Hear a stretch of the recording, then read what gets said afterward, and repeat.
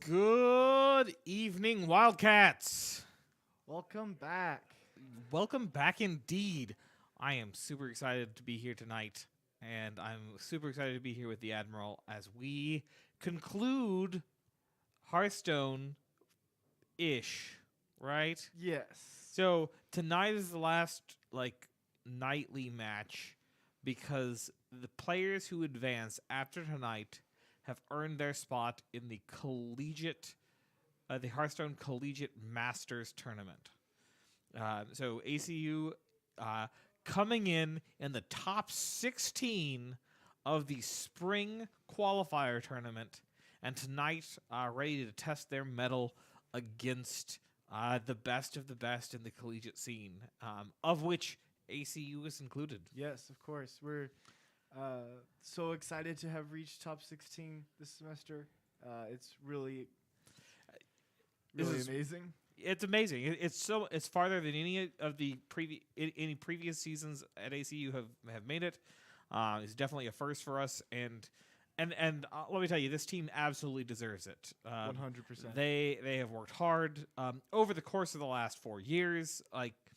They have been taking this on, and they know what they're doing, and they have just proven that time and time again. So super excited to see what we got going on tonight. So let's talk a little bit about what to expect this week. We've got let's take a look at the specific bracket. So All right. ACU is in Group 4. There are 4 groups because 4 groups of 4 is 16, and that's where we're at the top 16. ACU's first match tonight is going to be against R8 Loss. I don't know if they actually had a loss in round 8, but that's the name of their team, is R8 Loss. Meanwhile, Praise Yogg and University of Oregon are going to be battling it out at the same time. The winners of those 2 matches will go head-to-head in the winner's bracket, and then the losers will go head-to-head in the loser's bracket. It's double elimination. So the winner of the loser's bracket and the loser of the winner's bracket will play in a round 3. The winner of the winner's bracket and the winner of the round 3 will advance to the world, or to the Hearthstone Collegiate Masters. Yes. So that's what we got going on tonight. Let's talk briefly about what we can expect to see tonight in terms of deck lineup. So ACU bringing out the decks that we had that we saw on Thursday. That was last week. That's going to be for ACU the Druid, Warlock, Priest, and Warrior. Yes. Let's talk a little bit about this. So which of those are you most excited to watch tonight? I had a lot of fun watching the Warlock with the owl strategy on Thursday, and just seeing that work was really fun. So I'm excited to see some more of that this week. I also just enjoyed the Priest deck quite a bit. It's just interesting. And so I'm excited to see that one some more as well. Yeah, so Priest is kind of a weird deck. It's weird to even describe. Yeah. But it runs the Kazakhstan, which it's been interesting. ACU's has won enough of these games to get here, and I don't know that I've seen a really valuable Kazakhstan from ACU. Yeah, that is true. But by the time that they're dropping Kazakhstan, Kazakhstan carries them over the finish line, but it's what they did to get there that wins them that. Where we've seen matches where the opponent has pulled out a Kazakhstan that just was a game changer. Mm-hmm. And it's not to say that the Kazakhstan has not had value for ACU. It's just that I think that ACU has not had to land on the luck behind Kazakhstan Yeah. quite as much as Yeah. when they've had to go against it. Yeah, and I think it's generally because when we see ACU playing it, it is later than most of their opponents, so they've already done more work, and it does just kind of add to how well they're doing and just kind of closes it out. Whereas when it is really impactful from their opposing teams, the opposing teams are playing it pretty early, getting that big change in as well. So let's talk a little bit about the R8 teams that we're likely to see. All right. Just making sure that we're still hanging out here. All right, yeah. So the R8 teams are R8 loss specifically. Yes. I gotta click on the right thing here. There we go. So they're bringing Warrior, Rogue, Druid, and Demon Hunter. Warrior, Rogue, Druid, and Demon Hunter. So they've got a Warrior that seems fairly similar to ACU's, running Kazakhstan and raid boss Anixia. One of the key differences there appears to be Shield Shatter. They're bringing a couple of Shield Shatters. ACU is no, they are. Yeah. So yeah, it seems to be a pretty similar lineup. The Druid that they are bringing is actually a Yasharaj Druid. Okay. So it's going to rely on those corrupted items that they're going to get free copies back of to close out the game. It looks like ACU is going to be banning the Rogue, and the R8 team is going to be banning out ACU's Druid. Interesting. So that leaves the Demon Hunter, which is a fell Demon Hunter. We saw some of this last week, and where it builds up to Jace kind of having a massive swing turn. Yeah, that's definitely a deck you have to defeat quickly before it just overcomes you. Yeah, so just to recap there, we're going to see the Warrior, the Druid, and the Demon Hunter from the R8 team, while the ACU team is going to have the Warlock, Priest, and Warrior available to them. Yeah. Yeah, so you're starting this off. What do you think the conversations look like in terms of what to bring? I'm thinking, I don't know. I'm feeling Warrior.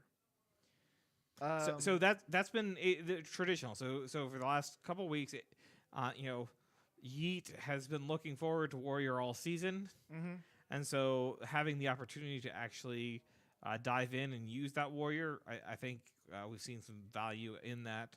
And so the last couple weeks, we've seen them pull out the Warrior at the start. Yeah. And so yeah, we could definitely see that. What about from the R8 team?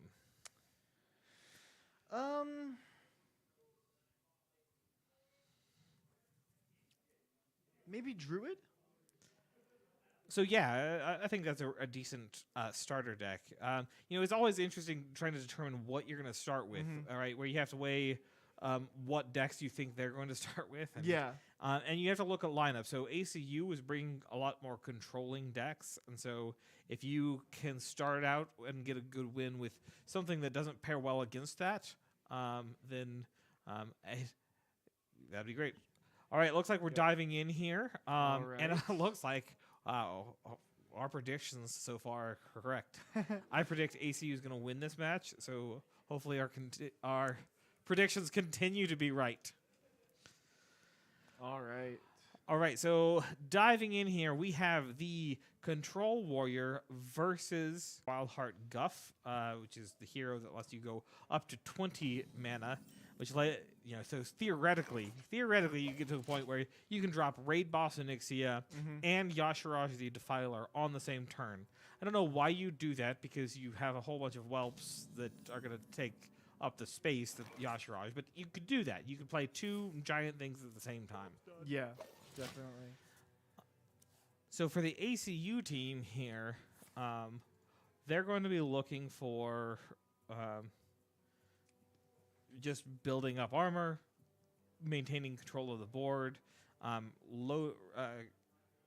keeping control until they get to the raid boss. Already getting some quick ramp out there from the druids. So we see the double lightning bloom here, which and the corn, which I think is honestly, okay. Yeah, getting Guff out early. That's actually a really smart move from the R8 team. Yeah, especially recognizing that ACU doesn't really have a punish here, where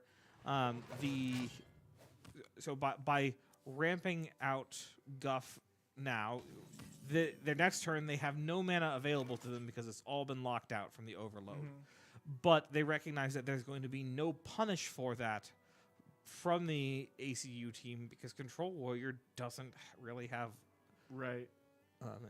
I don't mind dropping that Rider's Axe here. They're not going to be looking here.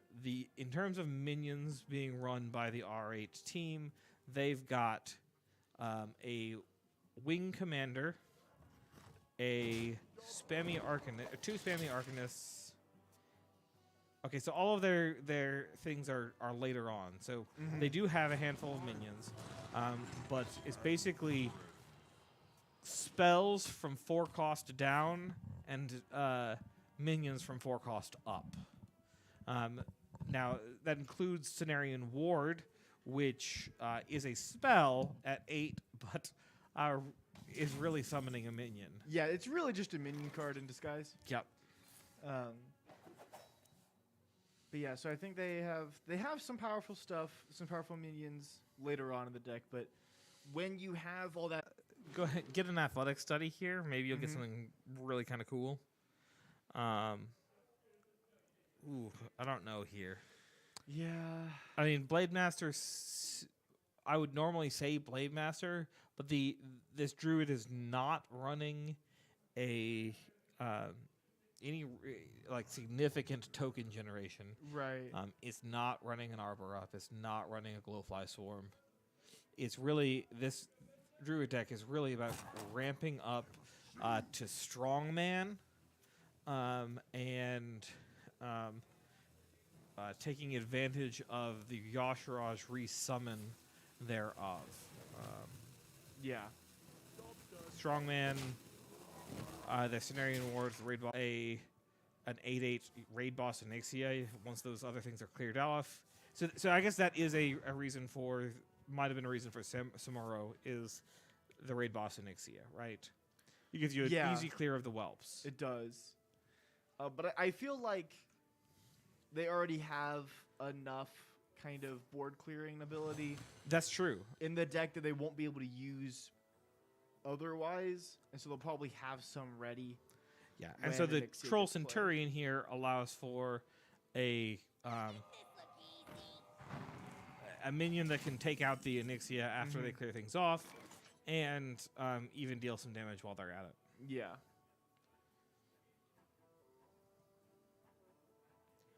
Kind of an odd return here.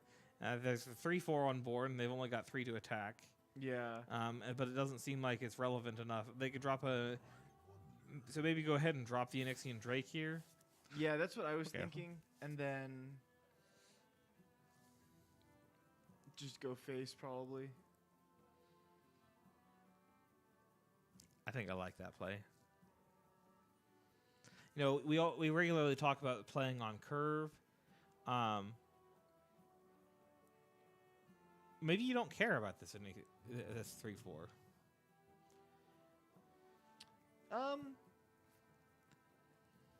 Yeah, it's not terribly threatening, and you have enough armor generation that it probably won't matter. But at the same time, they're gonna go ahead Are and they gonna go? that up for what? That provides no value for so maybe for a hard draw in the next Outrider act. So basically, they're paying 6 health for a card draw. Not sure that's worth it. Yeah, it's not exactly. No, okay, maybe they're setting up for a Rancor. So by that said, that minion will do 6 damage, 6 to 9 damage if you're swinging into it again. Right. And so you're only getting 2 armor off of it. So again, I don't know the logic behind that. Yeah. Call. That one. Yeah, but they'll need to generate the armor first. So That's true. They could heavy plate and then Drake. They've got just the right amount of mana for that. Set up for next turn being Kazakhstan. Yeah. Unless they want to dive deeper into their control. Because once they drop the Kazakhstan, they're going to lose Raid Box Onyxia. They're going to lose their Shatters. They're going to lose their Rancor, the Bulwark of Azonoth. There are a lot of really key cards for control here that basically they'd be diving all in. That is true. Interesting. So they're looking at going ahead with the Troll Centurion, providing a threat, I suppose. Possibly, yeah. It obviously doesn't get the honorable kill for 8 extra damage. That kill was less than honorable. They're not going to attack. Okay. All right.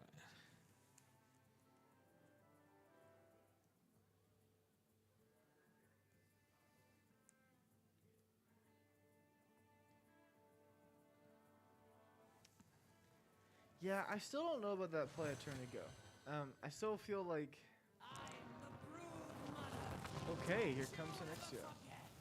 Here comes the Onyxia. So looking for that honorable kill. They've got some. So a Rancor here. Oh well, they're gonna use just to clear that off, obviously. Yeah. Don't like Kazakhstan here. I think they need to do something about this. Mm-hmm. Rancor generates plenty of health, so Rancor would generate 6 armor. Hero power would take them to 8, but they don't have a shield slam, and then they would not have enough afterwards for the Onyxian Drake. Yeah. They could.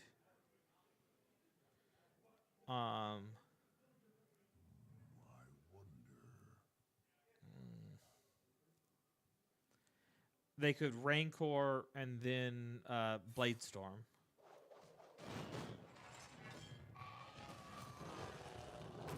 Oh, okay. No, they're gonna. And then they're gonna take the card. Take the card.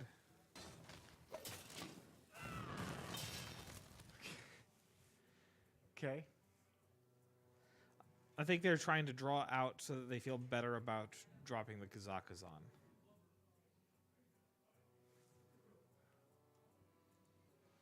That makes sense.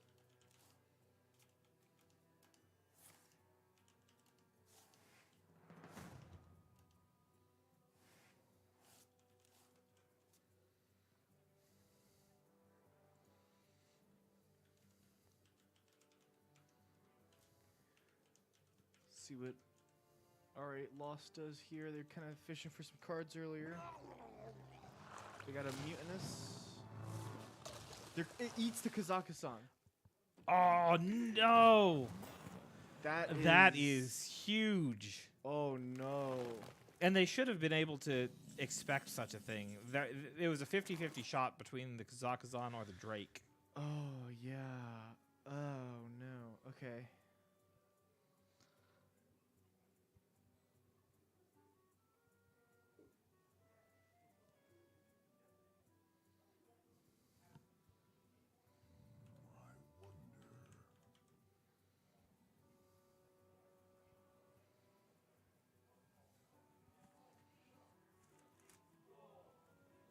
So what does ECU do at this point to recover, and like how do they kind of escape the I mean, so pressure? at this point, it's about control, right? They need to be able to maintain control. So right here, let me see here. I almost want to say you. Okay, Buckler and Drake will kill off the 12-12. Yeah, that's kind of what I was thinking, but I was just wondering if they would. And then they've got some taunts in the way. They're going to grab the Pearl Tusk. They should be... They can corrupt that with a Brawl if he loads up. This must be the way. Yeah, so at this point, it's... I mean, Kazakhstan isn't the victory. Control is the victory. They need to basically survive all minion plays that they have.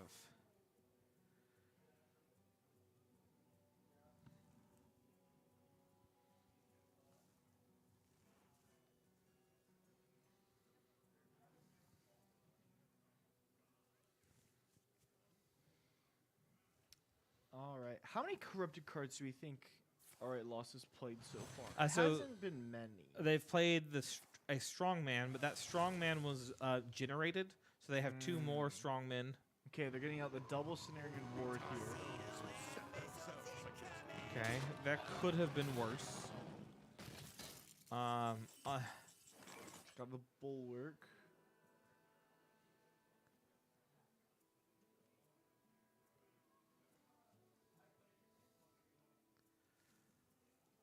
Unfortunately, it would have been really nice if they summoned two 8/8s. So it's almost do you Brawl and then Blade Storm. That doesn't leave you as much to deal with it to do later. Another option is to Minefield and hope that it evens out the 7/8, the 7 and the 8. Yeah. So that you can kill off the other two and then use your Blade Storm. Minefield is not going to be super relevant for clearing off the small minions, which is what it's really used for. Ooh, are they gonna go? They're going to swing in. Oh. Then Blade Storm. Okay, and then they're going to clear off the 8/1 and then re-armor up. Nope, they're going to trade.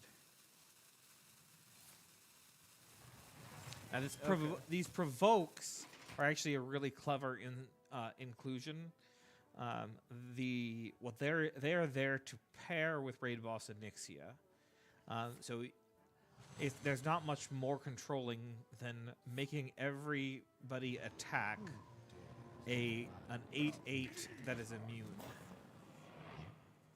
So that strongman is another strongman that was, I believe it was another one that was generated.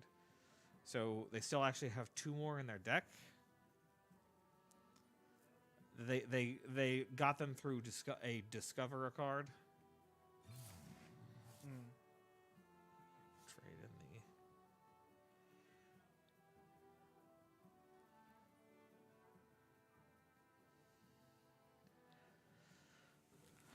Trade again.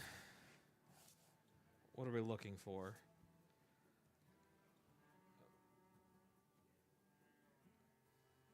So they could trade in if they get a Shield Shatter. They could Frozen Buckler and then Shatter.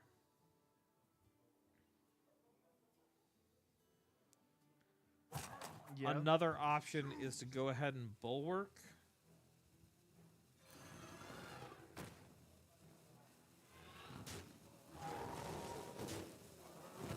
Huh.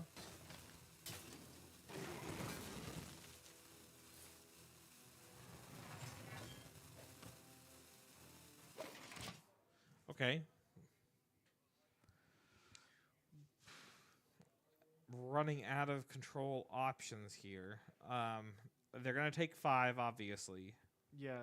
Now, So That said, let's say they continue to control, right? Mhm.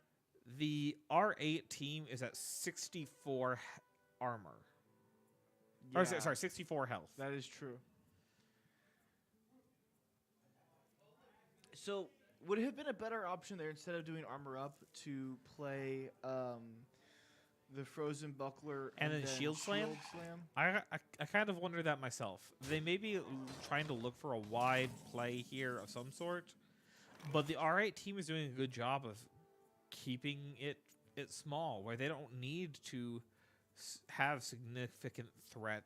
Significant. They don't need a wide board. Right. They need a small board over and over and over Yeah. again. Because it's definitely not wide enough to use brawl, but it might. Oh, exactly. They know that ACU is waiting for a brawl. They know that as soon as they go wide, that brawl is going to come out. Yeah.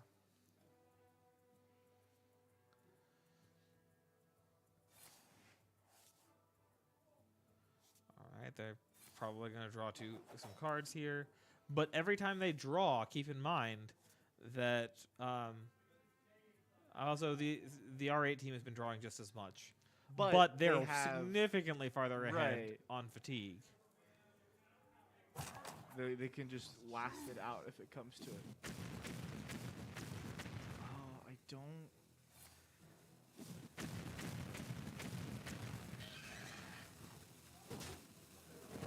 Okay, I guess it's not the worst. And they're going to go ahead they get and to play the bulwark. bulwark. Okay. Just for notes, the R8 team is not running a rust adder. Okay. It's good to know. There's some.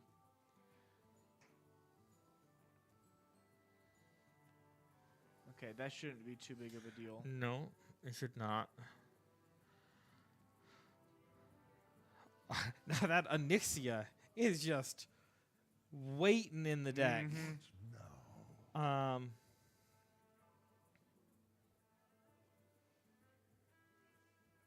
Yeah. So, of the things left in the deck, they've got a couple things that draw them something else. There's the Shield Shatter. So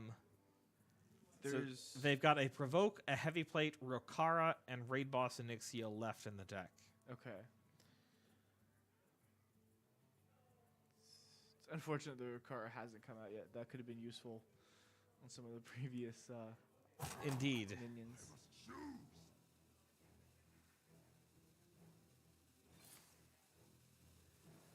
Dumping a card from their hand because it's not relevant. Right. They're going to Hero Power.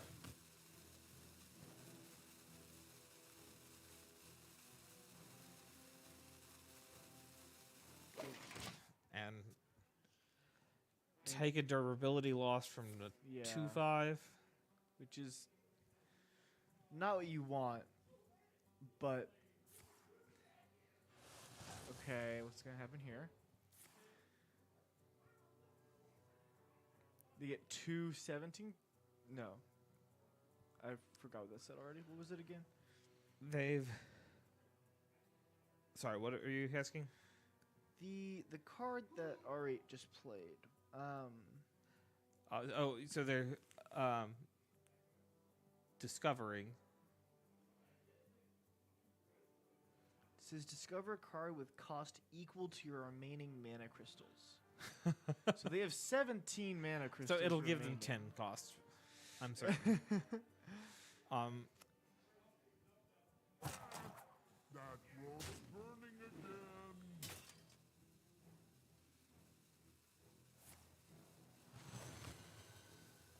And they're not. But they don't have to play things. They can Yeah. just fill up their hand and wait for ACU to run out of things. Right. And They're not ACU hurting on fatigue.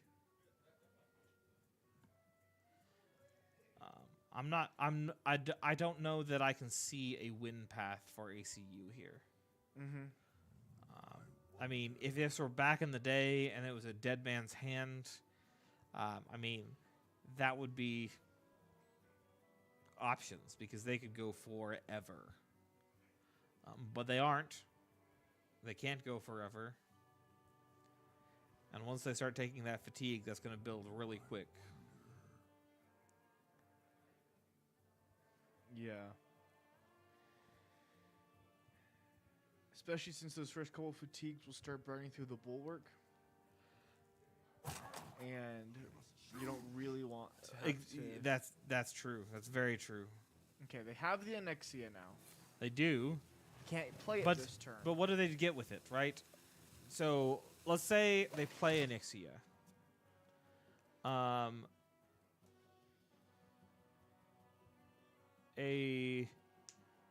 they would need to clear off the whelps.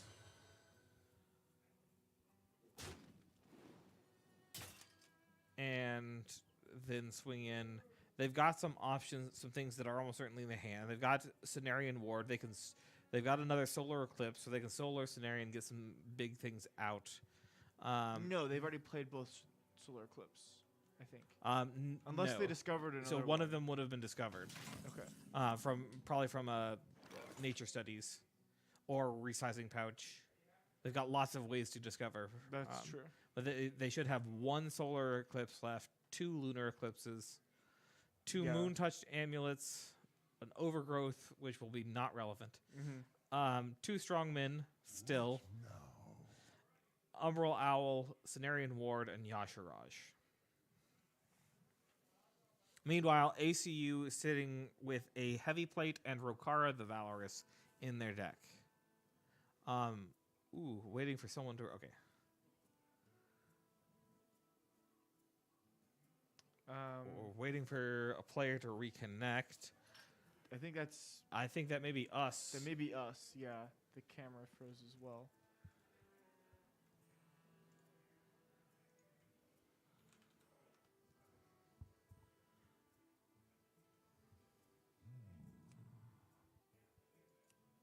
All right, well, we'll figure out what's going on here in a second.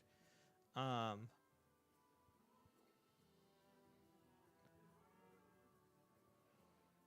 right, we're gonna go to a brief break.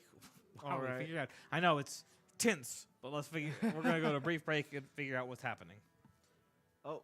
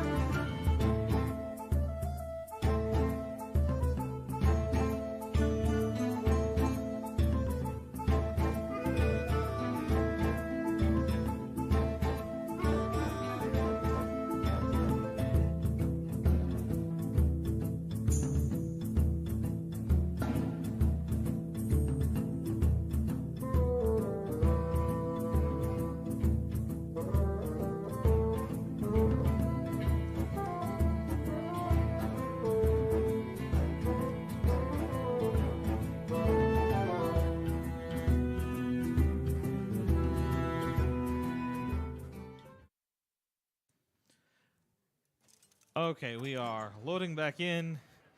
Man, so much has happened. Their health totals are basically the same. Okay. So we still have Rokara and well, I don't know what's left in the deck anymore. Previously, I thought it was a Rokara and a Heavy Plate. Maybe it's Rokara and a Provoke. Yeah, I believe it's a Rokara and Provoke. Because... Yeah, so now it's just the Rokara. Okay. So they can trade that in to get the Rokara, or they can... shield Chatter, possibly. So this is a really resilient minion. Yeah. Because it's just gonna come back. Do you maybe go ahead and pull out the Rikara? Mm-hmm. And then Shield Slam, and then so they are gonna shield slam.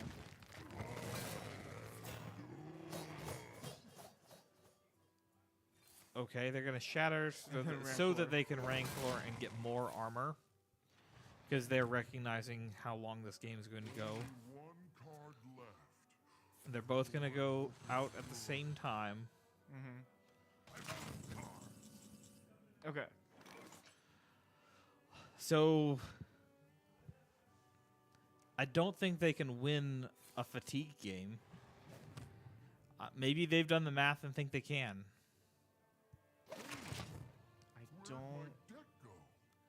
I don't think they can. Where now they're just staring at each other, waiting for someone to play Yeah. something so the other team can react. Okay. So you see again, they're just dropping a minion, so that and there's the fatigue damage hitting the bulwark. Okay. So I guess they're waiting, or do they play Rikara now? No. Now there's nothing I'm aware of. Let's see here. Well, no, that's not true. So the R8 team has a moon-touched amulet, has two of them in their hand. So Yes. their hand should be Yasharaj, Cenarian Ward, two strongmen, an overgrowth, two moon-touched amulets, solar eclipse, and two lunar eclipse. That's too many cards. So one of those is wrong. But so the moon-touched amulet will give them 8 attack, but aside from that, they shouldn't have anything that comes up that can do AoE damage. Yeah. Okay. So they clear the board. They have a board state now. So so there's one of 2 lunar eclipses. Their raid box. Nexia. Yeah. Which can just straight up clear off our raid boss at Nixia. Yep. I thought they had already played the raid boss. Did they discover They must have discovered another one. when they played the Yep. the resizing pouch? So Rikara. I mean, I don't. Is there a path to victory at this point? At this point, They don't have any minions that they can play. They okay. Do you they could theoretically Rikara Bladestorm? run it in. So they could theoretically Rikara run it into the well. They could theoretically brawl. What now? I mean, running Rikara into the whelp and then Bladestorm will clear off what they have now. But there's a Cenarian Ward, 2 strongmen, and a Yasharaj that's going to pull all of the strongmen back. And they really want to save that Bladestorm for that. Yeah. So do Oh, you okay, so they can... I forgot about the hero power. They can slam the... Okay, why did they not hero power? because they want to hero power... No? They're gonna use the Bladestorm here. I do not know. But no, I don't think it matters. I don't think it makes a difference at this point. Okay. Solar Eclipse, Cenarian Ward. Cenarian Ward.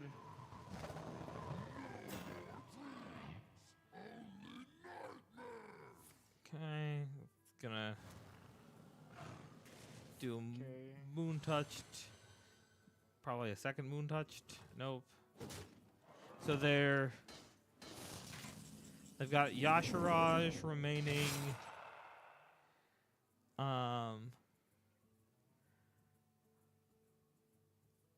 They gonna brawl this?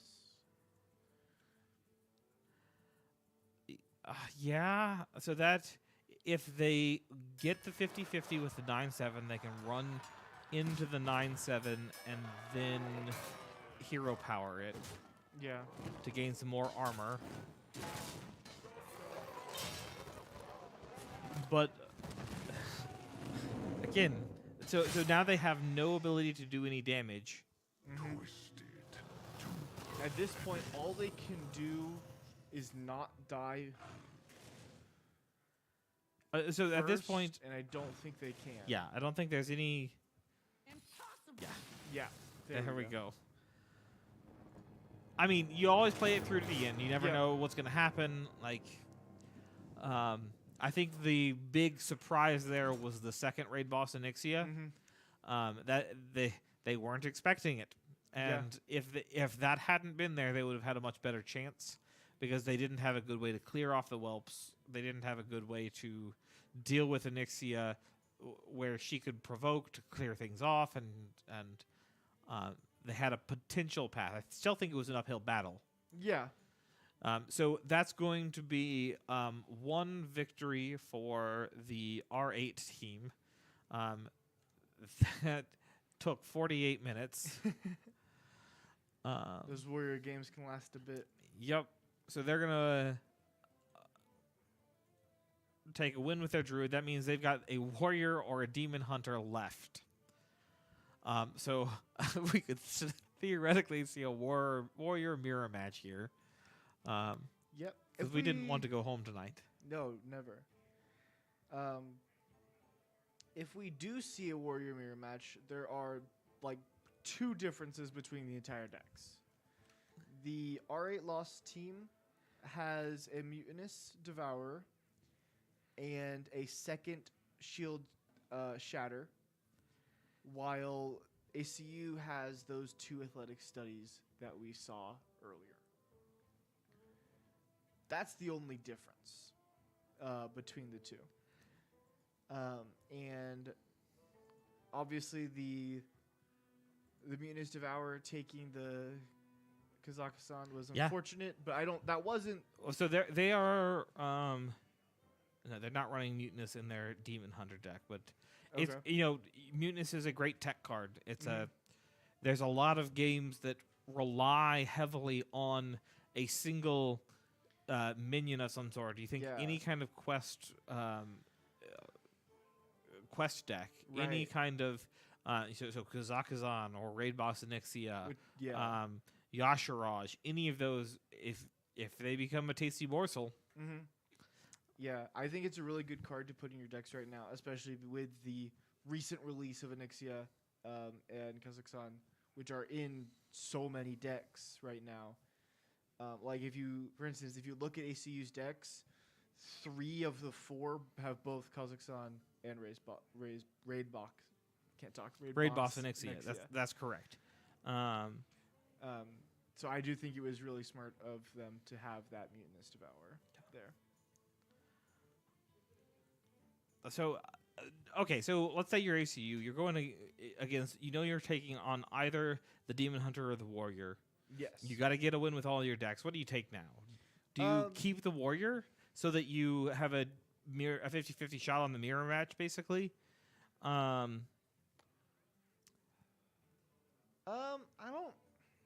don't know. Either way, because both the Warlock and the Priest from ECU are both pretty control-y as well.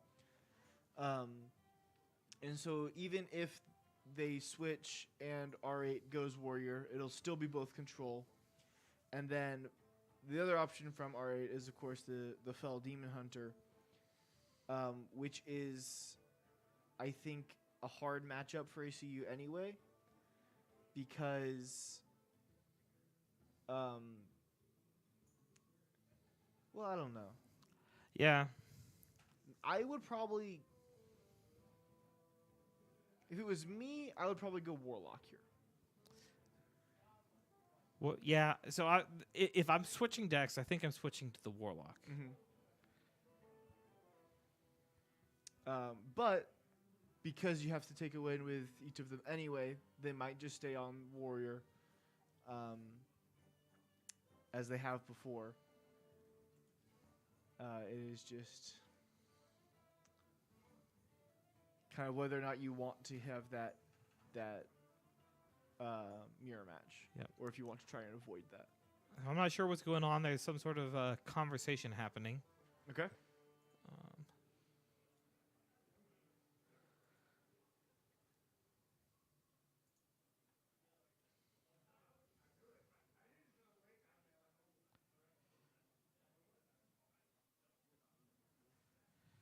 So it looks like so while we're going through here, just an update on the bracket. All right. It looks like the University of Oregon won their match. So they will be going against the winners here. Meanwhile, Praise Yogg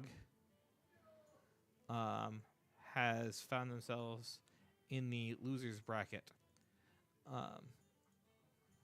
So if we take a look at that, so that means ACU, if ACU takes this, comes back and takes a win, they'll be going against the University of Oregon. Otherwise, they'll be going against Praise Yogg, which the other team is probably now waiting. Both of those teams are now waiting on the ACU versus R8 match, which has only just only just started. Yeah, it is interesting how they finished that. That makes me think it was probably a 3-0 from University of Oregon. So actually, it looks like, so based on the conversation that's happening in the tournament Discord chat, it sounds like they won in Game 5. So they already have completed 5 games to ACU's 1 game. Are they both playing aggro? That's a great question. Let's answer that question while we are looking at this. That sounds like they're both playing 3 aggro or full aggro decks. The Oregon team is running a Control Warrior, a Warlock, an Owl Warlock. Yeah. The Shaman, Spell Shaman, and a Paladin, Libram Paladin. Wow. So if they banned off the Warrior, then yes, those are a lot faster decks. The Warlock still meanwhile, isn't fast, though. No, but it can get there. Yeah. Praise Yogg is running a Quest Fell Demon Hunter. So we saw one of those last week. Okay. They're running a Spell Druid, like we just saw with. Actually, no, it's a Spell Token Druid, so it's got Arbor Up and Glowfire Swarm, that kind of thing. A Poison Rogue, which can be kind of aggro-y, and a not Libram Pally, but Buff Pally. Okay. Interesting. Just curious how they got done so fast. I'm curious what's going on that is taking the time between these two matches. Yeah. I am curious enough that we're going to go to a quick break All right, sounds while we good. figure out what's happening.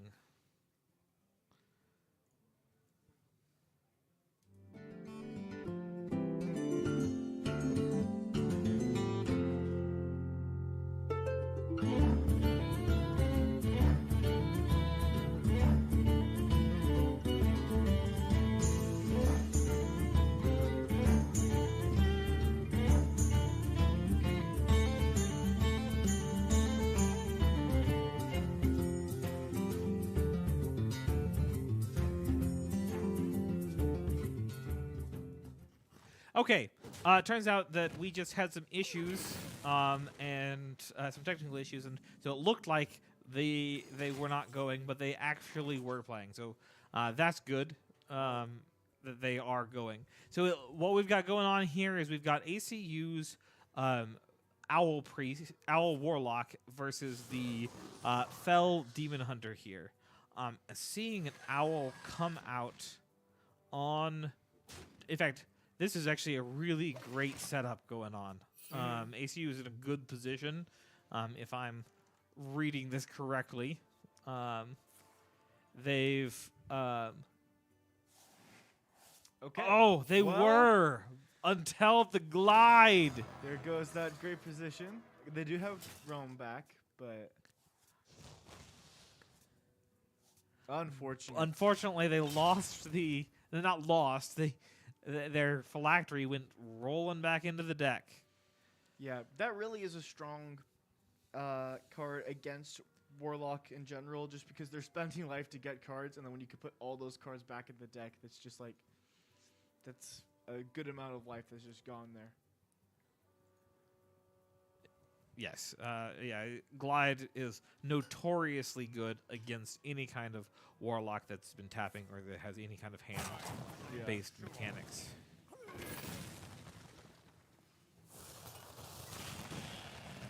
See Magtheridon come out. That's going to get the Death Rattle, though, to go off for the Warlock. Or not? No, it... Did it? Oh, yeah, no, it hit the Magtheridon. Oh, yes, it hit the Magtheridon. That's correct. Yeah. Okay, so they can.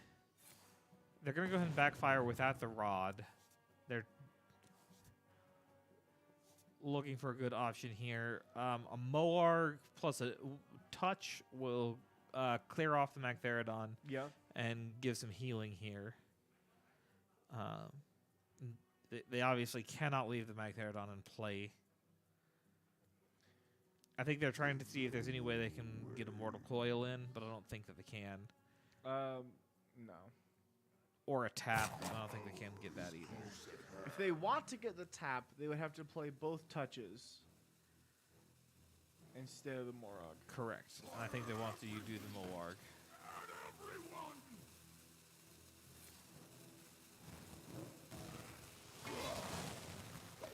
Yeah.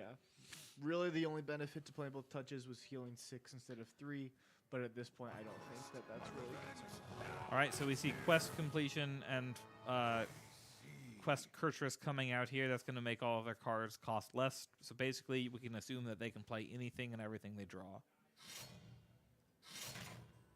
All right.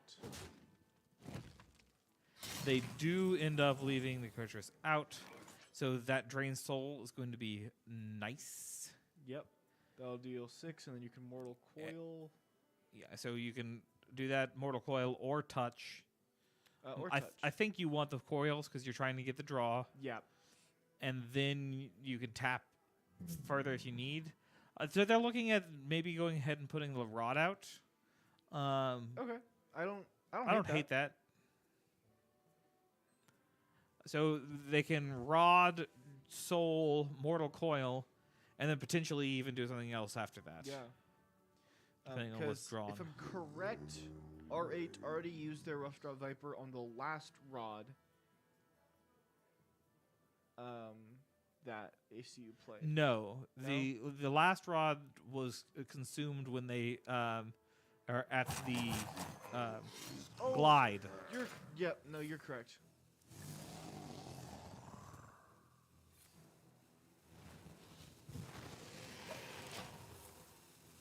Now, the question is, if you knew you were going to draw Drain Soul there, would you have played the Rod? Because that second Drain Soul would have been another 6 health. I still think so, yes. Okay. So, And the reason is you can't play the Drain, because Drain Soul has to go to Minion, if I'm correct?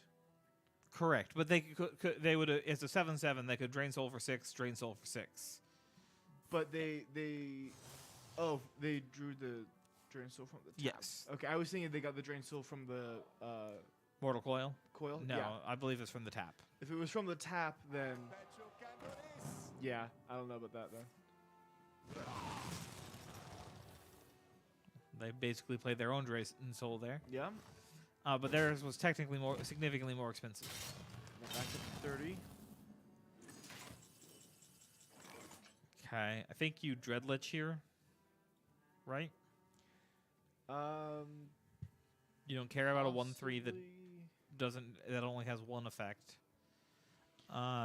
Your okay, they're tapping first. I don't hate that. No, I think that's That also gives them the discount. Then they can Dreadlich.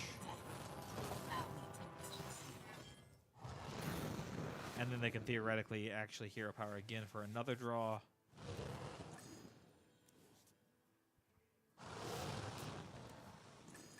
Which will give us another reduction here. lovely.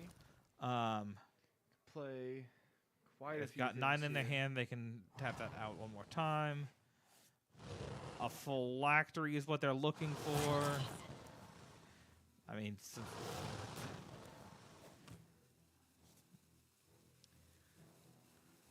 armor, get your armor.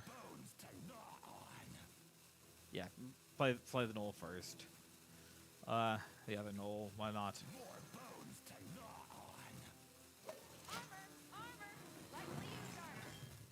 Okay.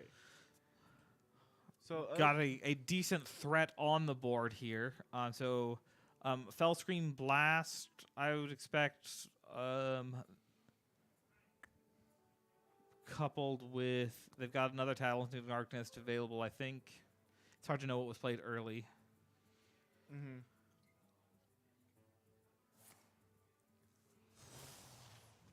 Okay. No immediate response is good. So there's a Fellscream Blast just by itself.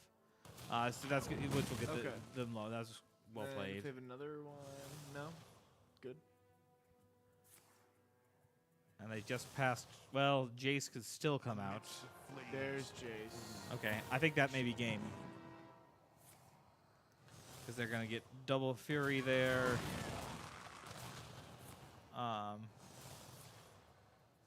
Yep, that's it. Right? So they've got 21 health. They're going to take the Fell Barrage twice. Yep, that's game. All right. Unfortunate. Unfortunate indeed.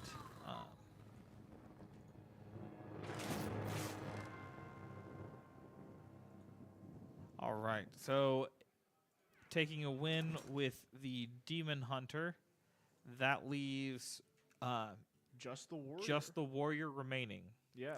So with that knowledge, what does they see you pick? Does it go back to the priest? Go to the priest? Does it stay with Warlock? I think they would stay with Warlock. Just because we know it is faster than the warrior. Well, it turns out they're going to be taking the priest. Yeah. Light shall bring victory. Interesting. So what would be the purpose of taking the priest instead of the warlock here? So it really doesn't matter. Mhm. I mean, statistically, Right. because you have to beat the warrior with all 3 of your decks now. Okay. Because they only have 1 deck left, and you have 3. Yeah. So in order to pull off the reverse sweep, they have to be really bad with a warrior 3 times. Okay.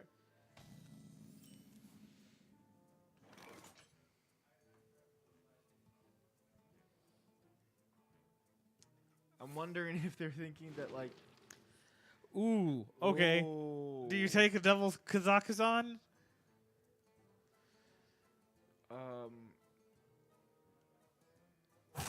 Quickly. I think so. Yeah, I think you do. I think it's got the most value of those 2, and you try to make sure that you have the other Kazakhstan in your hand before you play it, or not. Maybe you're rushing for Kazakhstan here. Yeah, those would be. Yeah. Or you could just You draw got the other both. You got Kazakhstan off the both. top, and you're. So maybe. So are you now all about just Yeah. Is the goal here just to play run to Kazakhstan? Kazakhstan? I mean, they're not going to generate lots of things on the board that you're going to have to worry about. Right.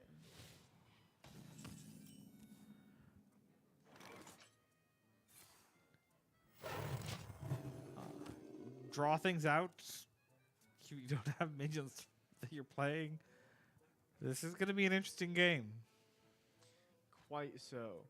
So if they do just rush to play Kazakhstan, what really are they missing from the priest deck that might be particularly useful? So I don't think they're missing anything from the priest deck that might be particularly useful in this particular lineup. Right. In fact, if I'm being perfectly honest, this lineup feels a lot like a control deck that's rushing to Kazakhstan, just like the Warrior is. Yeah.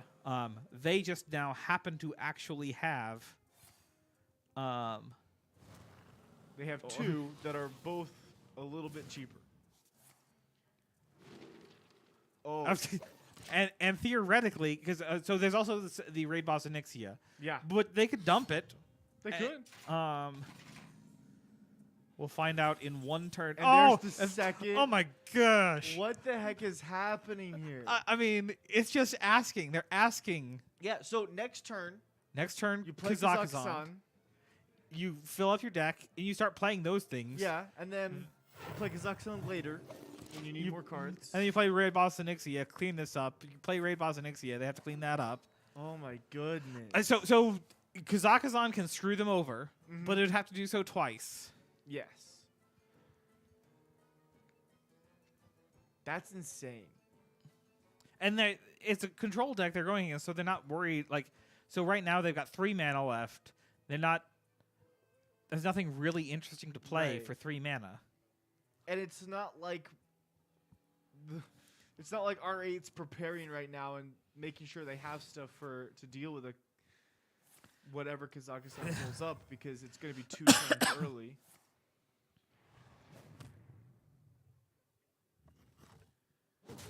Okay. Swinging in 3.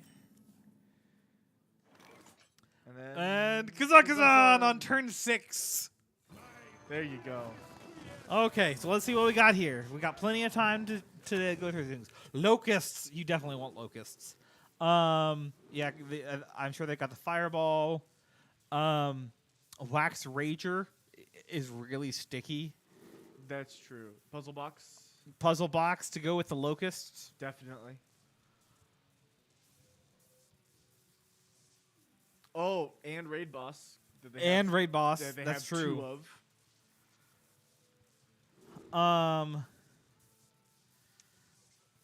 Boombots to go with the puzzle box. Yeah. Everything's coming together there.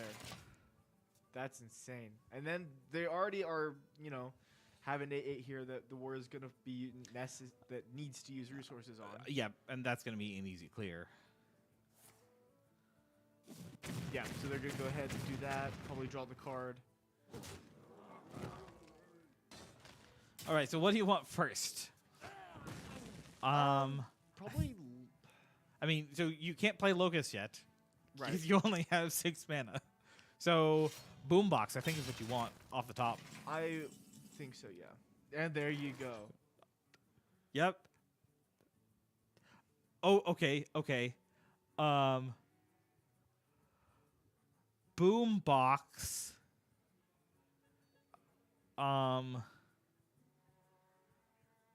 Nope, you don't have a way to kill one of your boomboxes.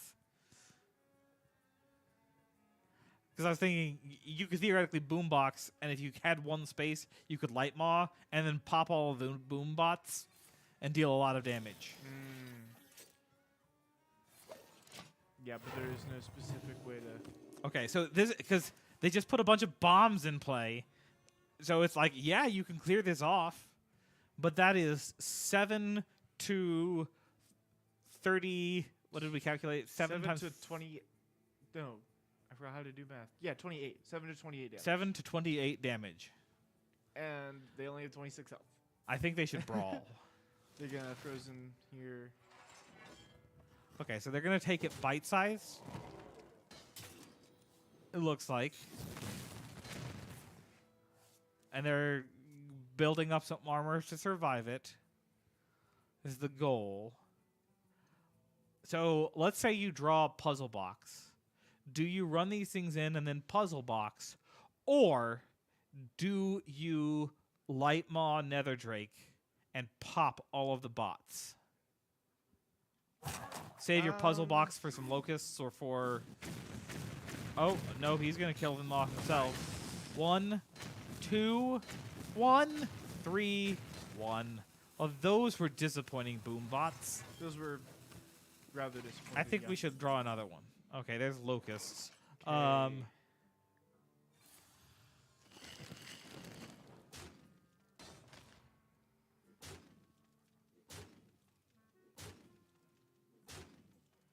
Okay. Significant amount of damage there, bringing him down to 15. But health. Locust is twin spell, so he's going to have... so he's looking for a Rancor. The fact that he didn't do it off the top is a good sign. Yeah, I'm really like this should be super easy to deal with, honestly. What am I thinking of? Well, so that 1/1 is problematic because that pulls out a Blade Storm. I mean, they could run. I guess they could have attacked it and Yeah, then Blade just Storm. go face and then Blade Storm is what I was thinking, but they didn't. I think they were digging for the Rancor again. Okay. They couldn't find it, so they grabbed the Shield Shatter instead. So now ACU Locusts again. Locusts again. Now they have to be careful. They're gonna have to dump something here. Because they've got. Ooh, that's pretty good. Yeah, no. If they had drawn another Locust, they would have had to dump something because of hand size.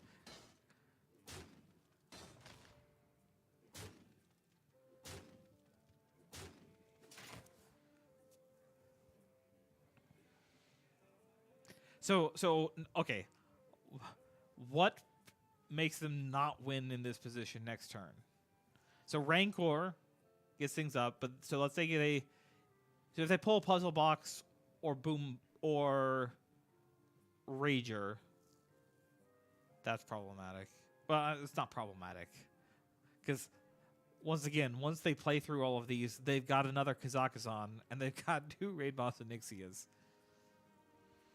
Yeah. I think they haven't. Do they still have another Rancor? Have they used a Rancor? I don't think they've used a Rancor. They're not. Okay. Yeah.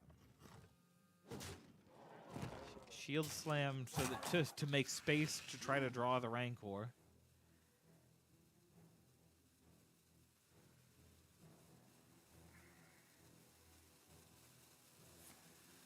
Okay.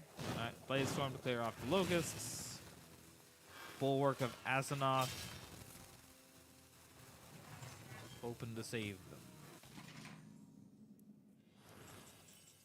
Alright. Summons. So I think you play. Okay, hear me out. Do you play Boombots or do you play Raid Boss Onyxia? So that next turn you can Boombox and then Puzzle Box. Or do you play... Well, that said, the Boombox... I mean, that's more damage, right? That's 7 to...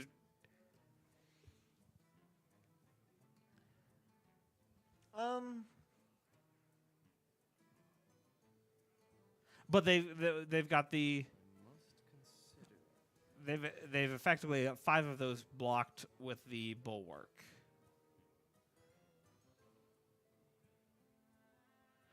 I don't know. I think you Boombox. Honestly, yeah, heal I don't yourself. know here. Do you Wax Rager and then Boombox? Wax Rager is super sticky. And they don't have a silence to deal with that. Sure.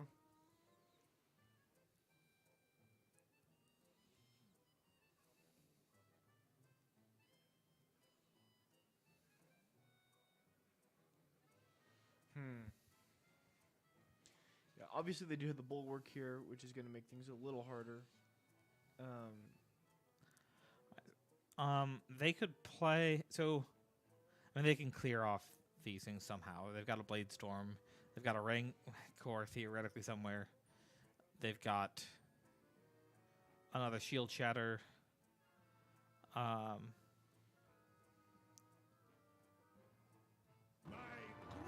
Okay, they've got none of those things. They're gonna go Interesting. for their own Kazakhstan.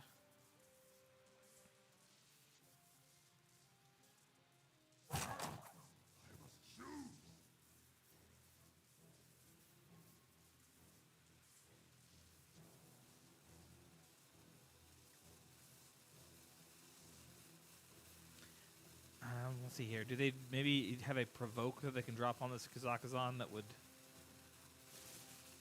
help with these boom? Nope, they're just gonna hear. Okay.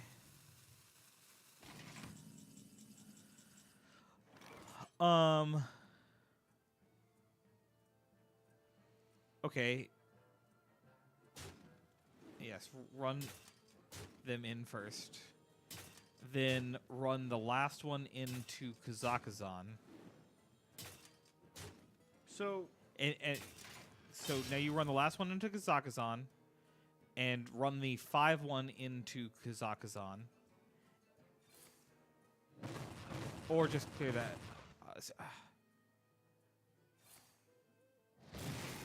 that's all enemy minions. Yes, there you go. That's what I was looking for. Okay. So they're gonna, so they can pop their own boom bot, taking him down, and to that'll be 3. guaranteed lethal. Nice. Okay. Now that, like, I have to say that was pretty sick right off the bats. Definitely. That was a good game. Getting that Kazakhstan Getting like, third turn. And we didn't even need to go even farther. Like, we had another Kazakhstan and 2 raid boss Anixias. I think that was really. I mean, they got the right things and they played the right things at the right time.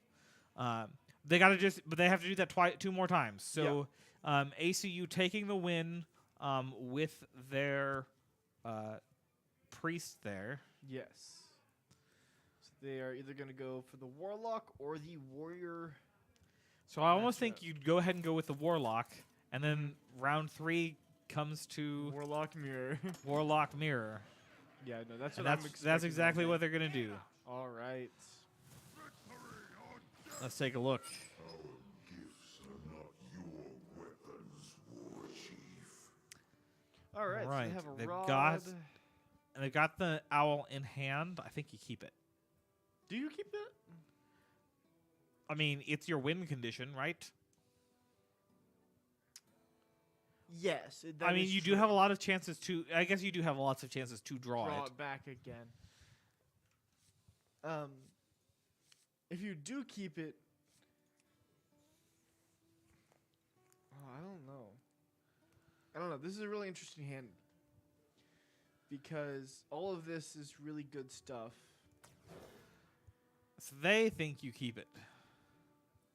All right, I can get behind it. I will take their word on that. I mean, so let's say you don't, right? What are you doing with it? You're now trying to draw to it. Are you concerned that they're going to do lots of damage to you between now and the time that you shouldn't be because you're No. playing against Control Warrior. Right. Armor! Lightly use armor! You can expect your first handful of turns to be fairly uneventful. Yep. The hard part here is going to be getting an OTK against that much armor. Mm-hmm.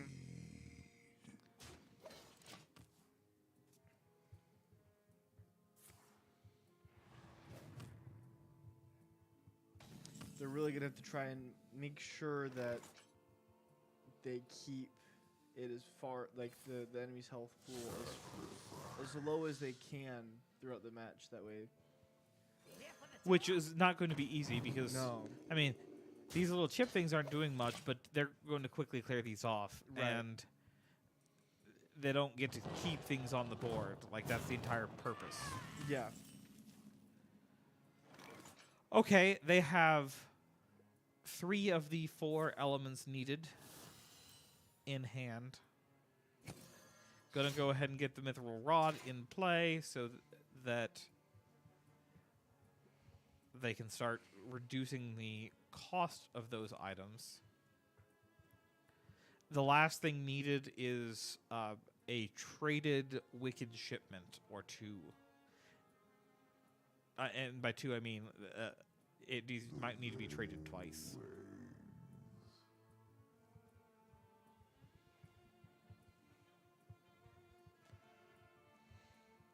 So right now the debate is, do I tap? And I think the answer is yes. I would say yeah. No. Okay. The answer is no. Well, okay, so what they're... This way, next turn, they can get the tap, backfire, and drain soul in. Maybe? Or they're looking for something else.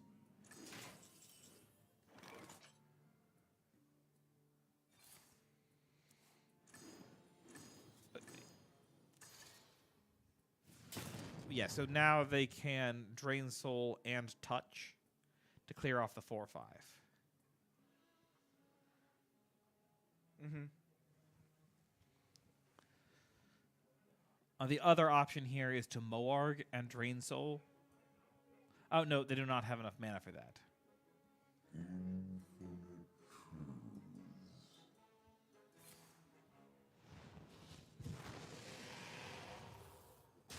Oh, no, they're going for the Mortal Coil for another draw. For another draw.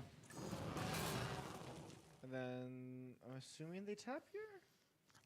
No, because they're at 9 cards. Oh, you're right. And that's what they were talking about. It wasn't a matter of what to play, it was a matter of card draw.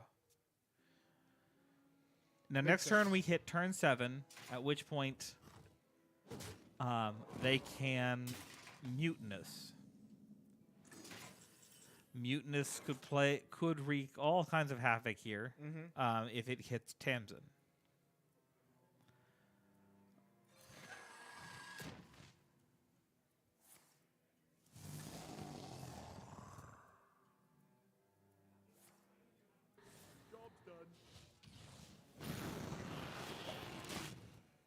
Okay, getting rid of that 8 armor there. So next turn... So they're not going to play the Mutinous, which is good. Okay. This turn...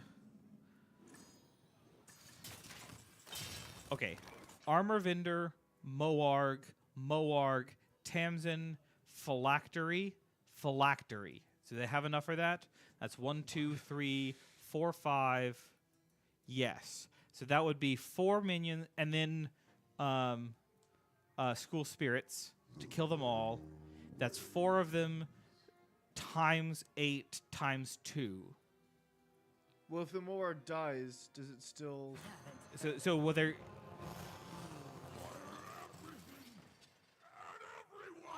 Yeah, I think this is lethal.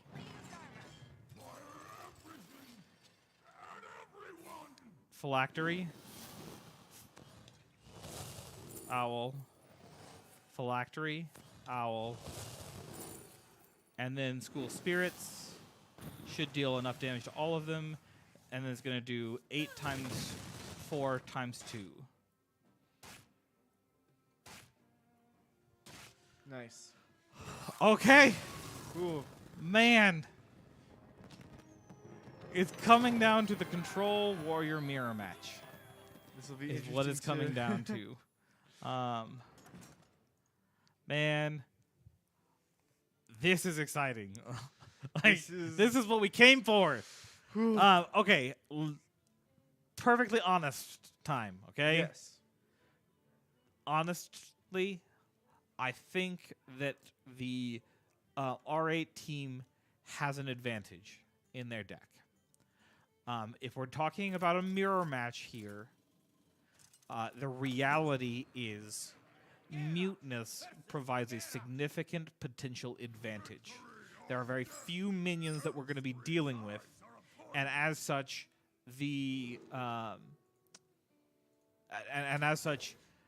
Mutinous has more tasty targets. Mutinous can hit Kazakhstan, Raid Boss, or ideally some Onyxian Drakes.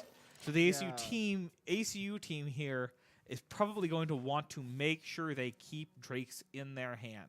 Yeah, that's what I was gonna say. Is one, because there's not really gonna be a lot of targets for them to hit anyway, and they have spells for that. They probably won't need the Drakes that much, and so that can lower the chances of losing. more ACU quickly. also has the ability to pull something out with their athletic studies. That's also true. Whereas, okay, Do you broomstick as a potential target for Mutinous? No, they're gonna put Kargath. That's reasonable. I think either way it's a potential target. It's true. And this way, They also have it can has be- value. It can be useful if necessary. True.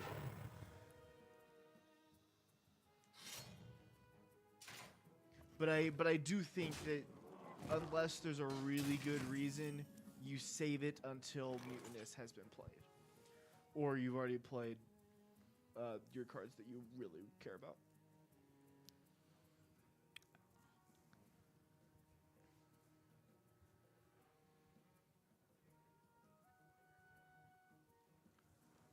What now?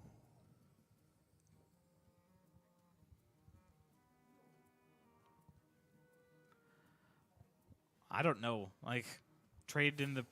What are you digging for? Okay. Okay.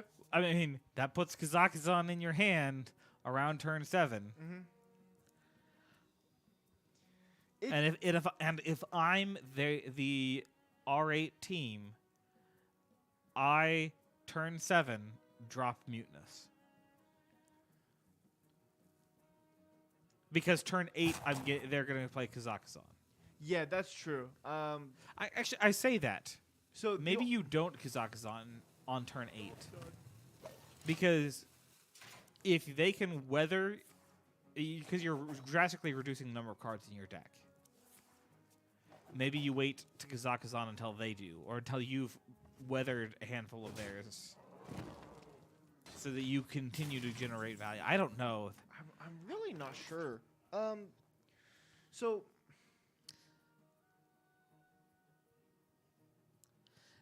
So I like the continual hero power up here from ACU.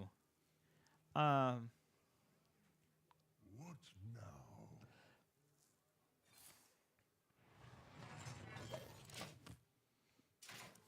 Because it's basically countering, has been the armor gain that they've gotten has basically been effectively countering the hero power swings that have come in, yeah, or the weapon swings.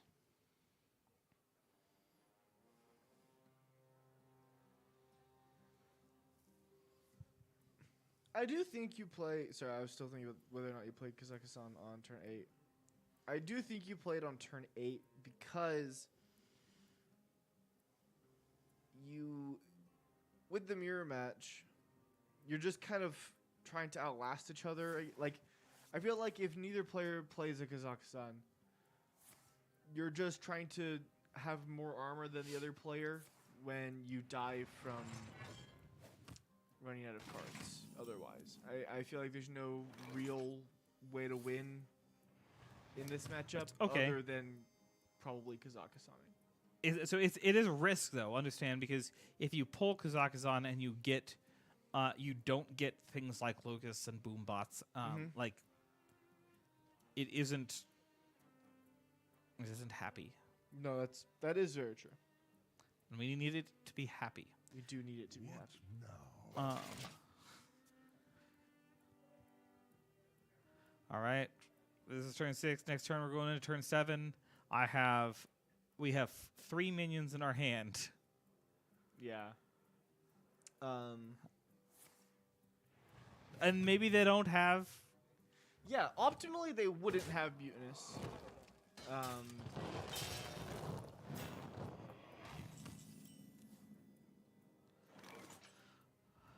Okay. You trade in the provoke.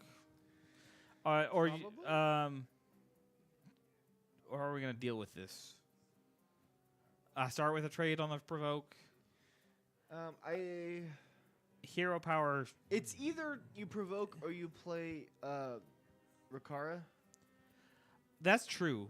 A Rikara right now would not. So okay. Now the thing about Rikara is the second you play Rikara, you're not generating more armor from hero power. That's true.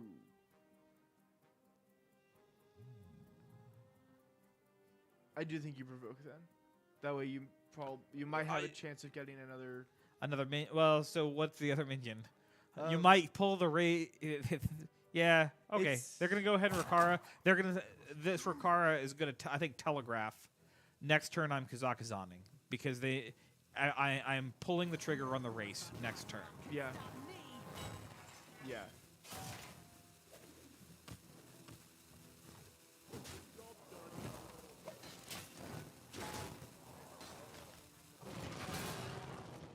Okay, so do we see the mutinous?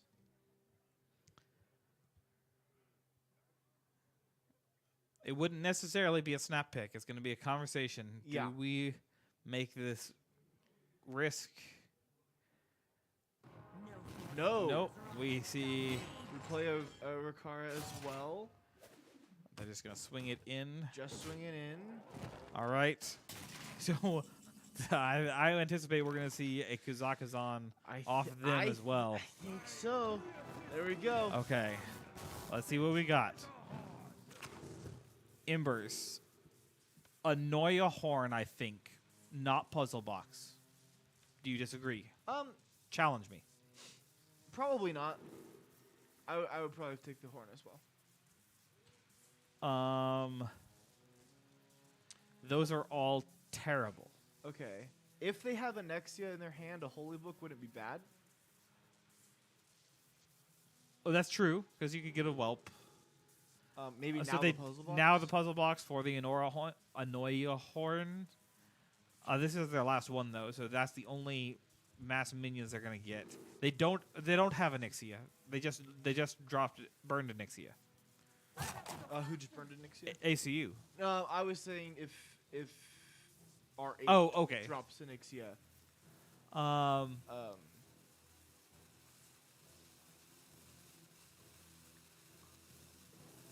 The spy class? What did they end up taking? So they picked up Puzzle Box, Wax Rager, Pure Cold, Anoia Horn, and Ember of Ragnaros. They played a provoke. So they don't have the traded a Kazakhstan. They traded the heavy Oh. plate. They don't have anything. They don't have anything to kill this 8/8. That's the third trade. I mean, there's got to be something there to draw to get the 8/8. Okay, so they're playing the Blade Storm to get rid of Kazakhstan. Dealing 2 damage and swinging in. Yep. Recognizing that we don't have armor gain at this point. Yep. Wax Rager. Or no, trade. Just, yeah. At this point, you don't really care whether or not you have minions in hand. Because you don't have an Anexia to draw. Wax Rager's really your best minion at this point. Okay, hear me out. Wax Rager. Hero power the Wax Rager. Oh no, it's an honorable kill. It has to be an honorable kill. Never mind. Yeah. Okay. So that wouldn't really do anything. This is also smart. Afterwards, go ahead and put the Kargath at so that you have a better chance of getting the Kargath Prime. Mm-hmm. Okay, so they're gonna kill that. Taking the card.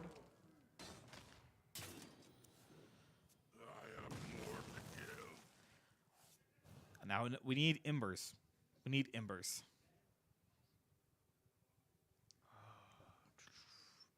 I mean, any of the others I think will be fine. Will be okay too, except maybe Puzzle Box. I don't want to get Puzzle Box. Yeah, you definitely don't want Puzzle Box here. But Embers is 18 damage.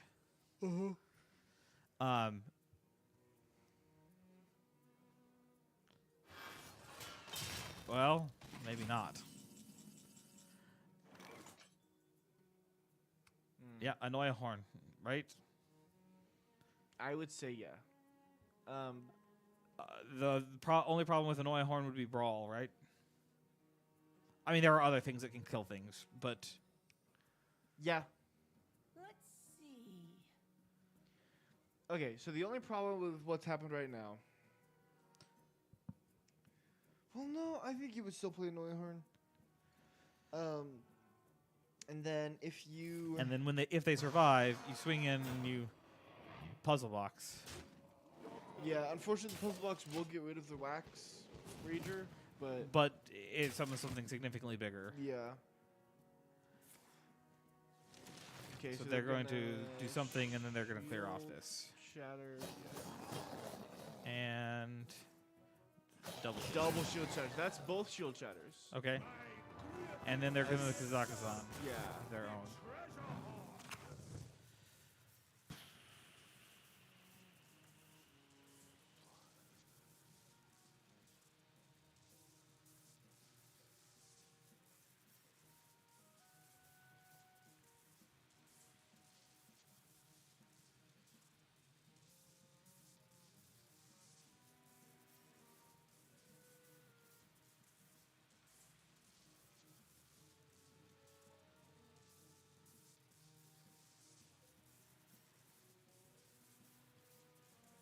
I have to go faster.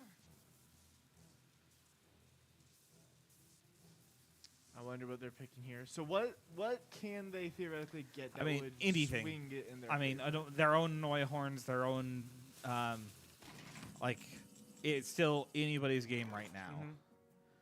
Okay.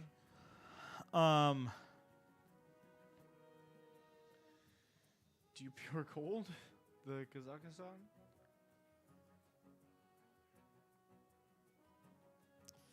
I don't know. So if you run into the 8/8, because you need to take out the 8/8, right? Mm-hmm. Run into the 8/8 with the wax.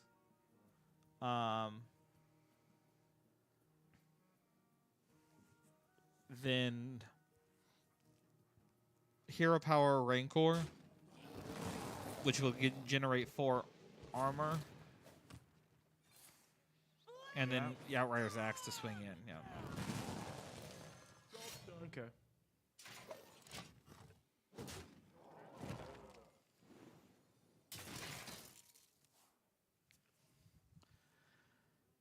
Because the pure cold is going to freeze but not do 8 damage, remember. Why? Okay. Because of the I'm bulwark. They need to pop the bulwark. Ooh, gross! That's disgusting. Yikes. Okay. Second puzzle box. No, that's not what we want.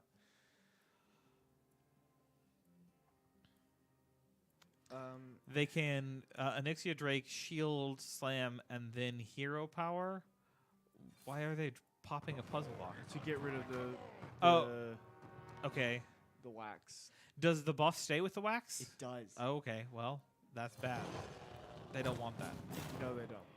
Yeah, because it is summon a copy of the minion. It does keep all of the attributes. So I think that is a good play, just to Yeah. not have to worry about. All right. Brawl, right?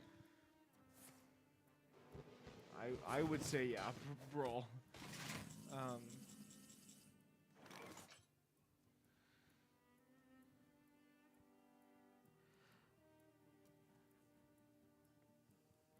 Maybe run the 4/5 into a 1/2 first. So that you pop the shield. I think that would be actually technically a better tactic, so that you could then just hero power. Yeah. I mean, you're betting on which one of their minions survives, And it's which one- it would have been the one I called. So, yeah, Yeah, that would have been technically a better play yeah. because it doesn't lose them anything, Right. and it pops the shield that they could have then theoretically hero powered. So now they can certainly swing in and hero power it, but now they don't have the ability to.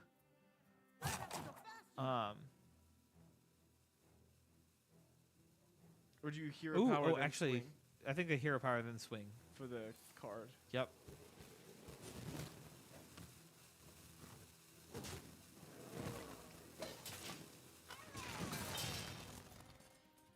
Okay.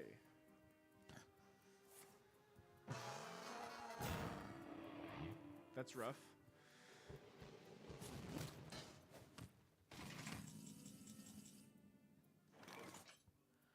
But we knew it was coming.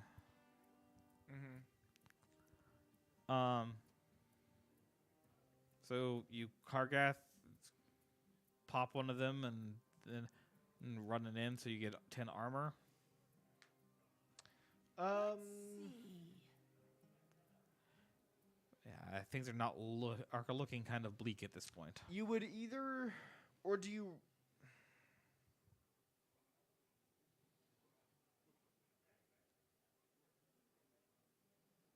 Okay, do you Rancor See.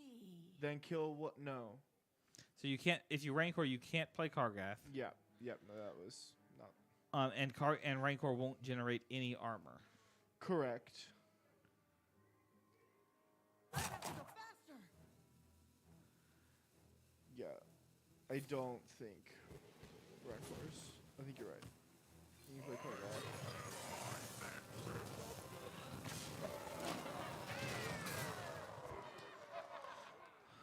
So now they run into you, or well, he probably has something that can clear off this Kargath without them having to pop their shields. But if they do pop their shields, then you can Rancor. Mm-hmm. No, he's going to pop their shields, and then he's going to puzzle box. That would be the. Do they have a puzzle box? We have. I would bet they have one.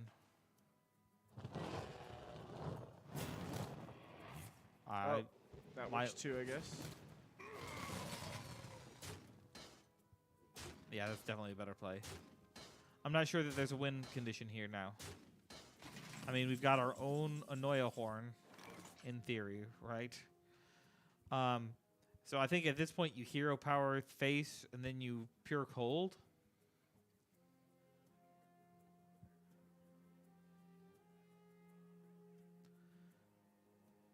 Shield slam the 4/5. There must be a way.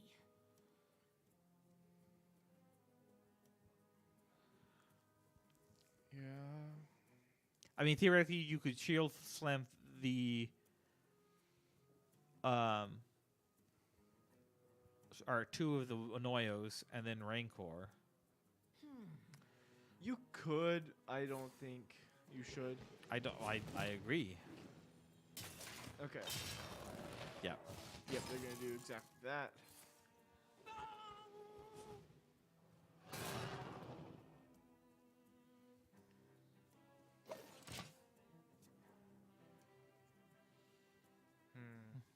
Still no puzzle box. Which is a good sign. They're gonna kill that to get the armor. Okay, no minions in hand, so the Mutinous Devourer doesn't do anything.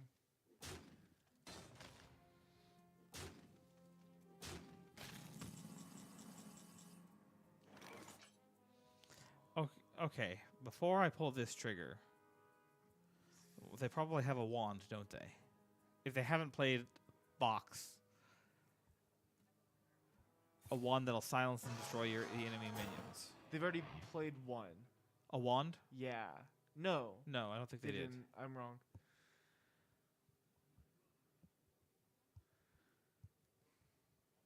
And then,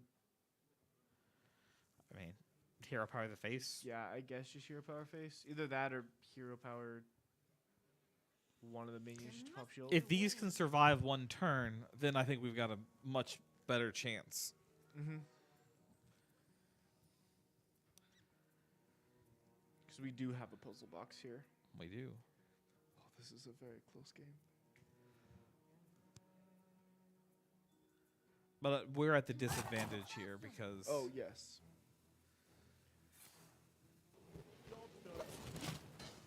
Okay. I think it comes down to right here, what they do. Wand. Brawl. Brawl. We've both teams have used both Noyos. Oh, come on. Oh, no. Okay, sorry. I Okay. thought it was mutinous for a second. Let's go. Okay. Helps a little bit.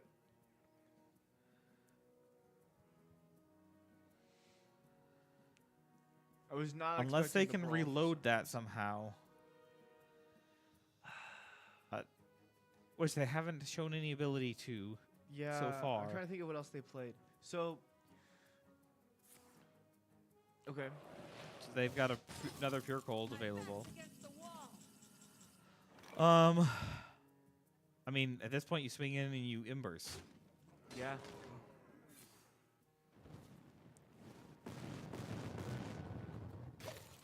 And now either they kill us with it.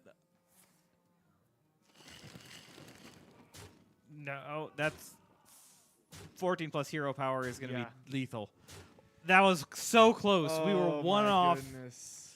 one turn off. Yeah. Whew, man, those were some great games, and They really were.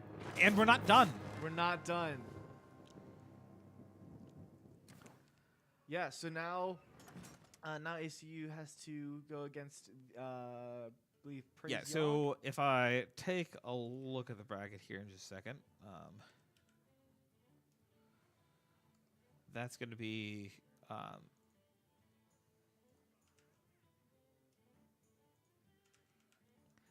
Yeah, ACU is going to be taking on Praise Yogg. I have no idea what school these are from.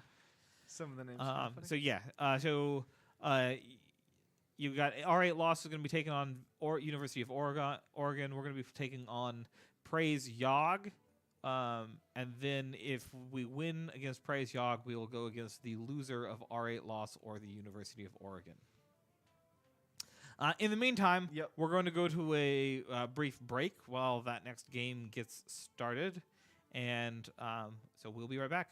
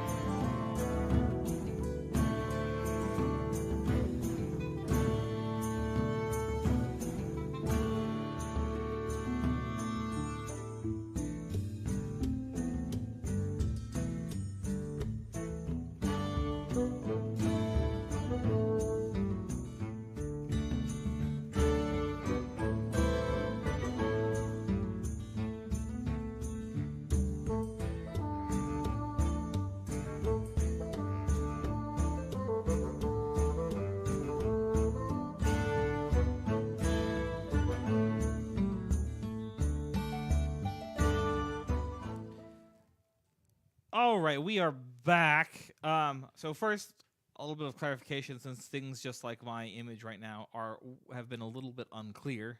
Let's see if I can get that to fix it. All right, there we go. Let's take a look at the bracket, the real bracket. I was not looking at the right channels and the right things. Well, I was looking at the right channels, the wrong dates. So Praise Yogg actually won their round. We did just get bans real quick.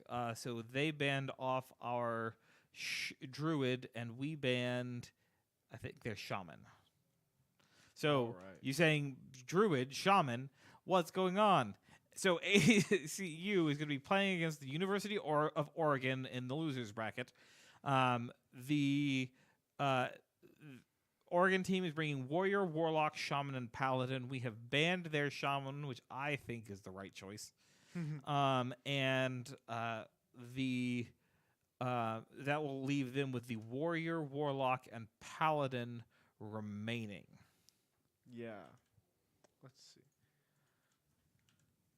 Is this a Libram Paladin? This is a Libram Paladin. Yeah, so this is the Libram Paladin, as Okay. opposed to the other buff Paladin that is... and so they have once again banned the Druid, so we'll be bringing Warlock, Priest, and Warrior. All right. It's interesting.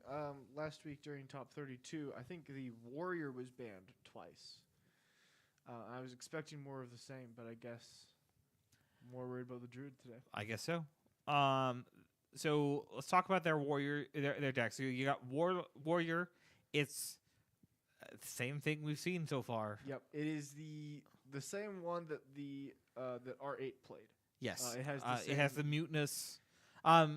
Yes. And 2 shield shatters, while ACU has the athletics. Yeah, and then the Captain Galvin Gar,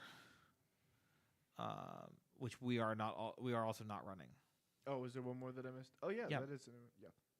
So it's a Yeah. little more aggressive in that manner, where we're more traditional Yeah. control.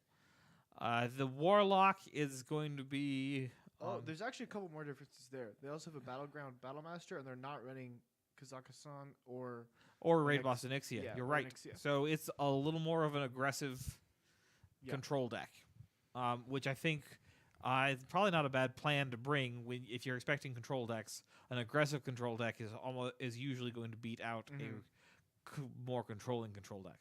Yeah. The Warlock is another Owl Warlock with a couple differences. Not running any Knolls, so it's not taking advantage of that hand.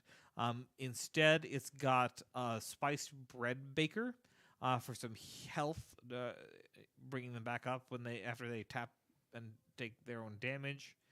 I think that's the primary difference.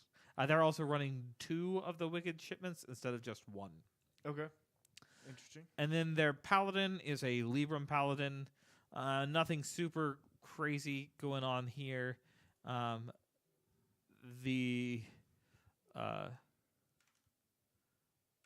looks like we are going into game 1 as we speak.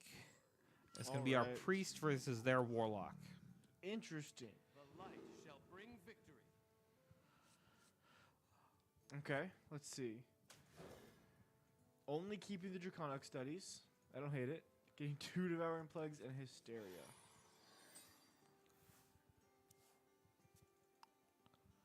So I'm not gonna lie, I'm a little concerned about this matchup. Mm-hmm. Because the Priest isn't overly aggressive. So they're gonna have to make it more aggressive. And it tends to be more controlling, which but doesn't have like the armor gain element that a warrior might to stay out of range of lethal from the Owl OTK. Yeah. Quickly. All right. Which dragon do they pick here? That's a great question. So Brightwing provides them potential variety, but also potential terribleness. Right. Onyxia gets them a second Onyxia, which is aggressive. And the Warder pairs nicely with the Onyxia we already have. They're gonna go ahead and keep the warder. That I don't. I think that's probably the best choice, because they're gonna. All right, we are having some connection issues again. Oh, it looks like it came back. We'll see if their camera updates too, which it should. Otherwise, we'll just see them thinking the rest of the game. The perpetual life of a Hearthstone player, thinking very hard. There we go. As I was saying, I think the warder is the right play. It's an earlier play that doesn't have that has specific and good value. Yeah. Yeah. At this point, you thrive, right? Yeah. I would agree with that. I mean, the other option is insight, but you want it to be corrupted. That's true. Oh, it's ACU's turn. Mm-hmm. I mean, if they're going to discover a card, they need to do so rather rapidly. Do they know it's their turn? I don't know what they're waiting on. They're healing? Okay, they've decided not to thrive in the shadows. What? Okay, why not thrive there? That's a good question. Okay. One.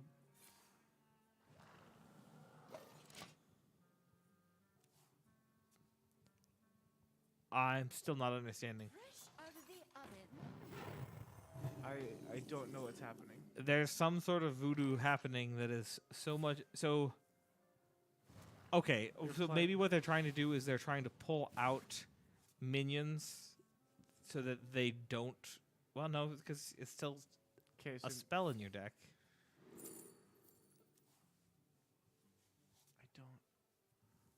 I don't know. So the devouring plague from before was explicitly to corrupt the insight.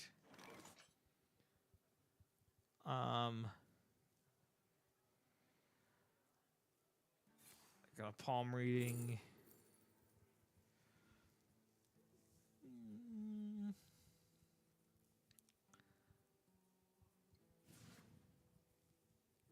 Okay. I think you wait on the call. I would agree.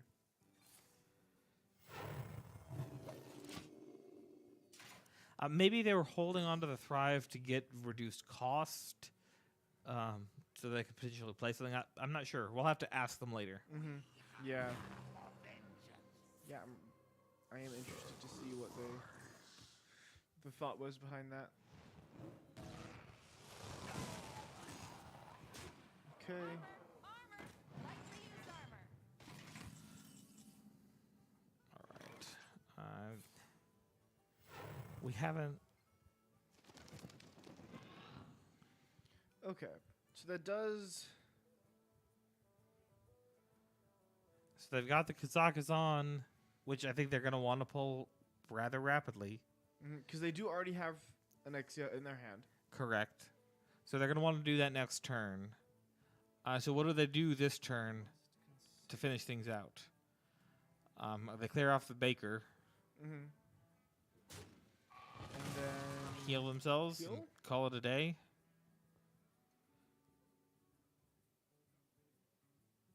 They could also Devouring Plague, which would give them 3 health. Yeah, it would, but I think. Okay, if they're gonna go ahead and do that. That means that the whelp survives to fight another day. That's true.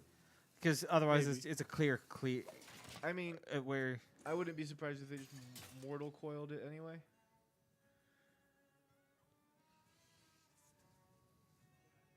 that's true.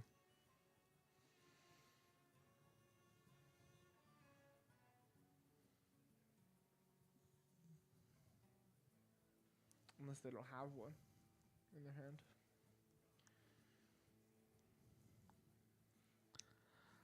Okay. So next turn we're gonna see Kazakhstan, I imagine. I think so as well. Because they need to start moving on damage rather rapidly. Right. Because while they haven't played right now and Yep. pop it. There it is.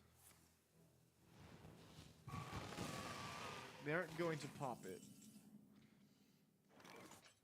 That's bold. That is bold. Okay, so let's see. What could we... So, Call of the Grave. Are there any death rattle minions that will silence? Or that transform minions? Is there... I'm trying to think if there was any... Okay. Puzzle box is great if you can land something, but you don't know that you're going to get those yet. Unless you want a puzzle box in Nixia. That's true. Plus, I think it was just better than all the other options anyway. Ooh, the Exorciser. They won't be able to play it this term. If they could have gotten this and played that Exorciser, Yeah. stop the death rattle. There's your Annoya Horn, Locusts. Boombox. Boombox. Just fill the board. So they didn't take the puzzle box. Did they not? No. So they've got Boombox, Army Knife, Annoya Horn, Holy Book, and Locusts. So that, I mean, they're going to get the Owl Death Rattle now. If they don't, they are silly, silly people. Yep. Because a Holy Book solves that problem, right? Yeah. It does.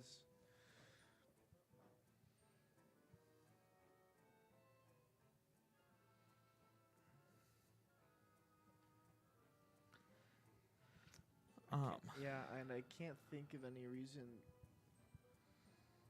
Another nice thing about they pulled these Annoya Horns and the boom boxes are additional targets that they have to clear. Yeah. The boom box is not that difficult.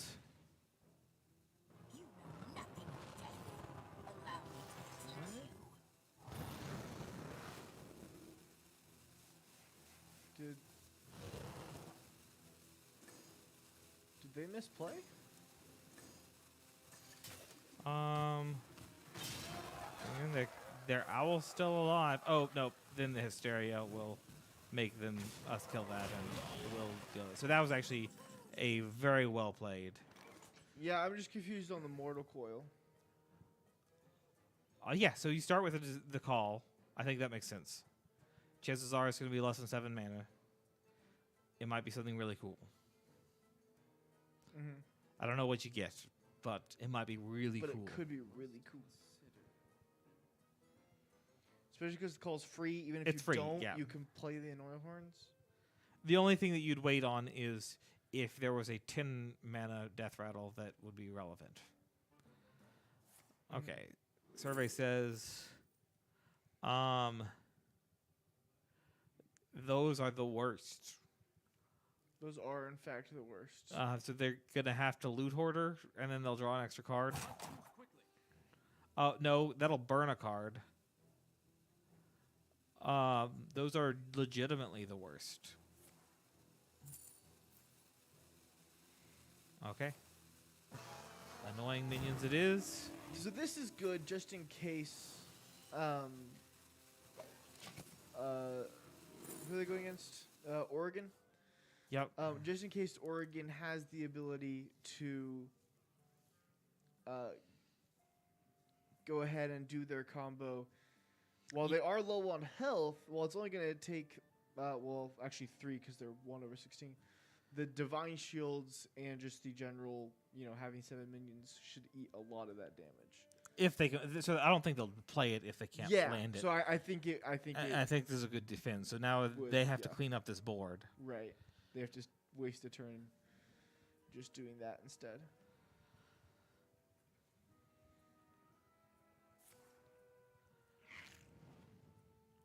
Okay.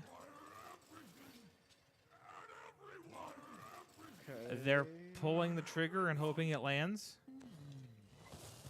Wow. Thank you for your service. with only one.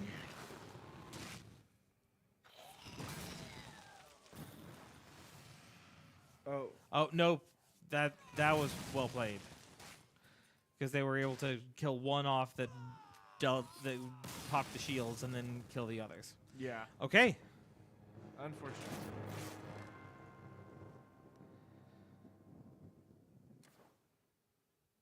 So we're gonna see a victory on the Warlock from the Oregon team. Yeah.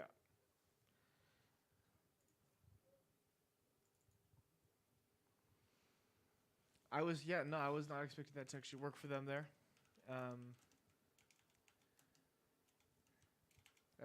That was very actually. I was kind of surprised. I thought the annoying modules, or not the annoying modules, but I thought the divine shield would help them,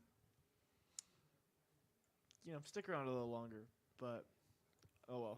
Well, no, it was well played on their part. Yeah, no, it making was- sure that they pick things off and have enough to.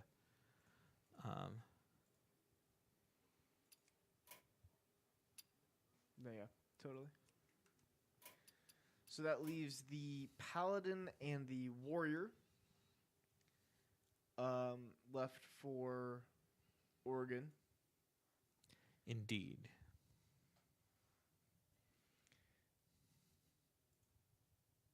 I have a feeling they go Paladin here, just to get that out of the way. I feel like Paladin is probably going to be their hardest matchup against, The controlling lineup that the AC is control running. lineup that ACU has. So I see your point, and if we're expecting that, we may see a switch over to Control Warrior, which has the Even more. a better opportunity there. Yeah. However, if the team thinks that they're going to go Warrior, I would. I mean, maybe you pull your Warlock out at that point. I would go for Warlock at that point.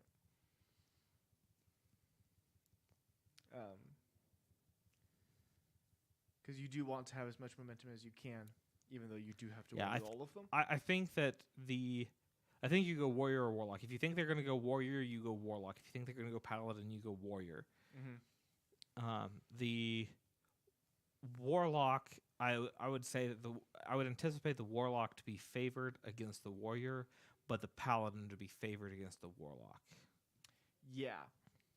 Which is why I would probably go Warrior, because obviously the Warrior is favored above the Paladin, and that it's a mirror match, so it's really close there. So I expect to see the Warrior pick from ACU unless and that's if they're switching. If they just want to stick with Priest and win with that one, then they can always do that as well. Okay, it looks like they are in. And the survey says we're going to see the Priest again. All right. And the Priest is already discovering a dragon. Love to see it. Sarah the Dreamer. None of those were super great. No, that's not really great because I don't think they have a lot of dream cards.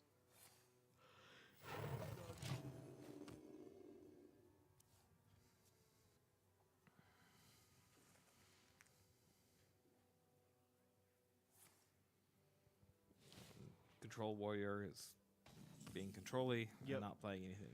Making sure it's drawing enough cards. Palm reading seems a little early here, where you really want more spells in your hand before you use it. Mm-hmm. But it provides something to do. Yeah, looks like they're gonna consider it at least.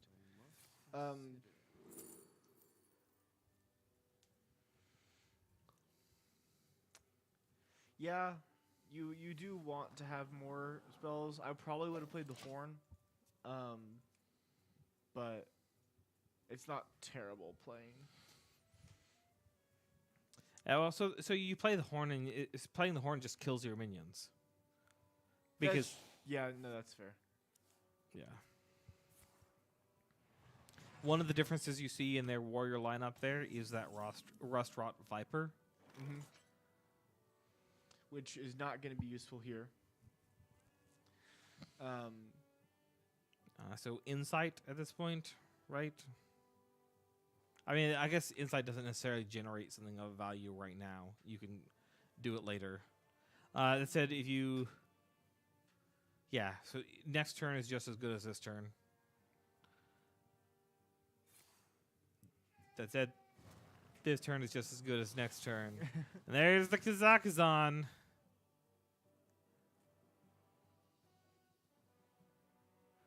So now they can horn. So now that they can horn, and that'll pull either a Nether Drake or a Nixia. It wasn't a Nixia. But in so no. now they are one turn away from pulling. No, next turn. Next turn. Next turn they drop Kazakhstan. Yeah. Right. Turn Yeah. 5 Kazakhstan is what you do. Yeah. You're against Control Warrior. Kazakhstan is the way to deal your damage. 100%. Okay. Now let's see if they're gonna be nice to us. Ugh, those are disgusting. I mean, maybe canopic jars. Yeah, either that or Ancient Reflections. I think against Warrior, Wand is useless. Yeah. Locusts, puzzle box, or embers. Yeah, I would probably take the puzzle box. That's rough. Bubba, if you took the puzzle box, Yeah, if you took puzzle box, take Bubba. because you can puzzle box and Bubba at the same turn. Spyglass could steal something cool. Like, it has potential. Yeah, Like- I'm just not sure what they have in their Warrior deck that could be useful here. Kazakhstan, They don't have a Kazakhstan. they do. Not Oregon. Maybe, give me just say it. Maybe I'm looking at the wrong. Yep, I loaded in the wrong deck. Okay. You're right. Yeah, they don't have. Okay, so Kazakhstan, what they they don't took, have an they Anexia. did take Spyglass. Okay. This is a rough set. They took Spyglass, Mutating Injection, Canopic Jars, Locusts, and Embers of Ragnaros. No puzzle box. No puzzle box. Wow. Which, I mean, at the time they had puzzle box as an option, they didn't know that they had potential good things to go with it. I don't know why they didn't take Bubba at the time that they had the option. That's also true. Because Bubba with Canopic Jars has value. Mm-hmm. Yeah. So now, so they're relying on Locusts is what they are doing. They need to stay alive long enough. Okay. I mean, so he's only Card. got 4 mana. A Blade Storm. Nope. He's gonna trade. He's gonna pop the heavy plate. He's got 1 for Shield Slam. Take it out. Okay. Okay. Yikes. Okay. I mean, do you play the Nether Drake and Mutating Inject it?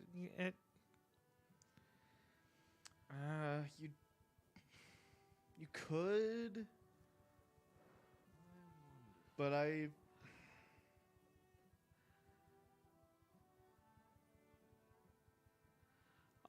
Or do you, I mean, call out the grave? I don't know. If maybe you get a draw off of it. yeah, no. I would start with call, I think. Cuz you're not wasting any mana, you get another card to consider. But it only matters if it's a 6 or less mana death rattle. Okay, so they're gonna discover a spell. They don't have any minions in their deck. The Gift of Luminance, I guess. Gross. yeah, that's not Worst post Kazakhstan turn ever. Yeah, no, they had some really unlucky draws from Kazakhstan there, and it definitely isn't helping the fact that they don't really have much in hand already.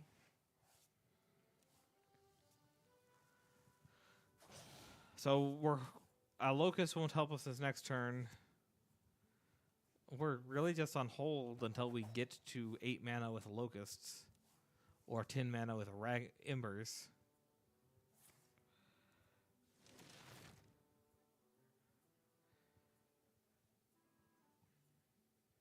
Okay, so now we call, I would. or do we Light Maw, Gift, and then Mutating Injection the taunt? Yeah, start with a call. Start with a call, because maybe you'll get a cool Death Rattle minion that you can inject. Yep, I agree with that. I don't know what that is. Expecting that next turn you're going to get a Locust, and you need to be able to play it. Mm-hmm. You don't want to be doing damage with Locust anyways this turn, because he just generated armor that he's going to lose some of. Yeah.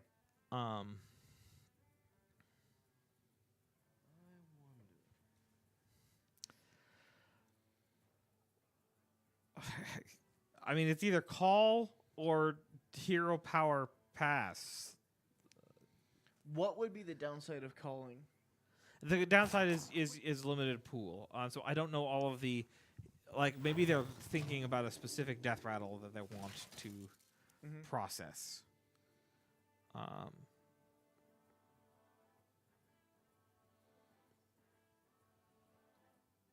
So next turn they can do an 8 mana death rattle.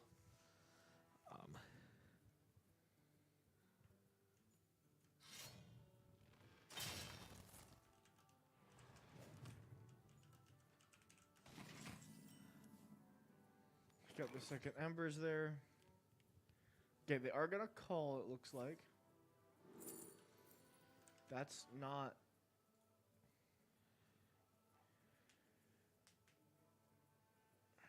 What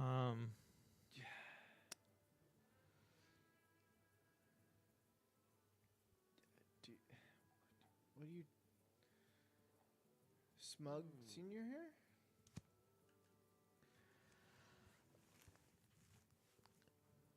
Yeah, well, no, because it just adds it to your hand. You don't care about drawing, and you don't care about silencing minions. So yeah, I guess you do that, but that's just going to put your hand. That's going to overflow your hand.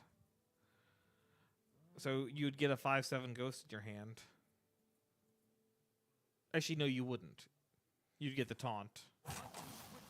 That's it. Let's see what side.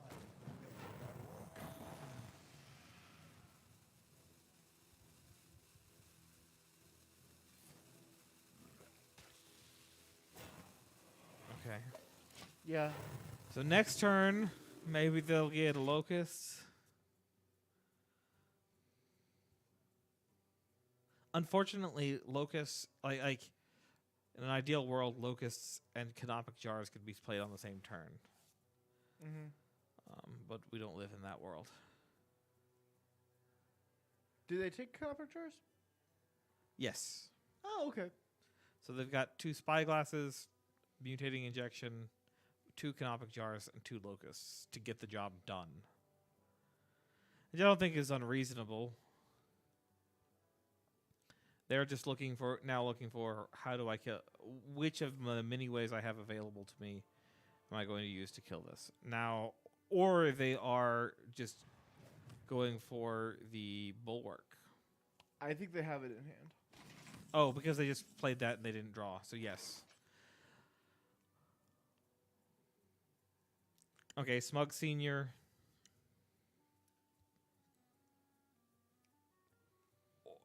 So I think they're looking at Smug Senior and Gift of Luminance. Yeah.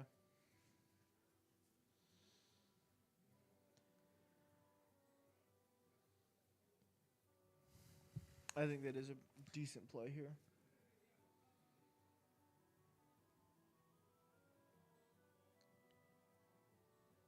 The only other question they're having is, okay, do I spy glass something? And if so, what do I spy with my little eye?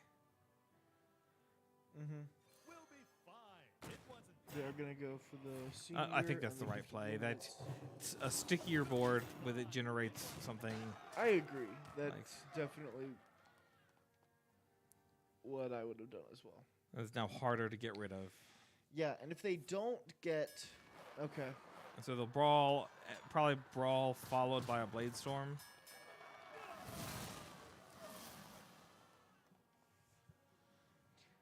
if assuming they Or don't get anything better, they probably play Embers shield next slam. turn. Yeah, shield slam would definitely work. Or a Drake. Do they have Drakes? They don't have. They're not wearing Drakes. No, they've already used their only shield slam. Oh, you're right. So they can blade storm. They can to the front. They can minefield, buckler, bulwark. Yep. you're Okay. gonna Play the All right, bulwark. hear me out. Spyglass. Looking for Rust Rot Viper.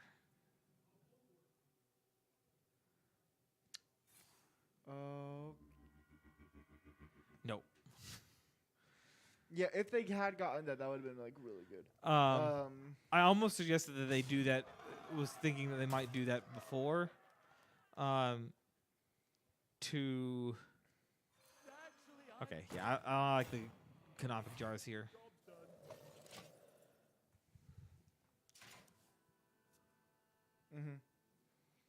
I agree. Because they need to start working through this bulwark.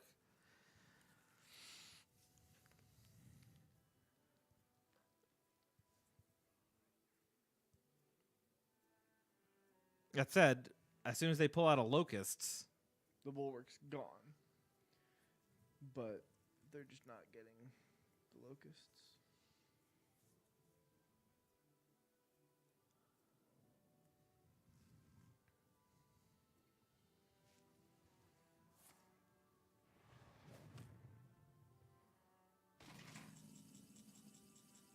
ugh, man, you serious? Dang, that is just so unlucky, dude. I don't know.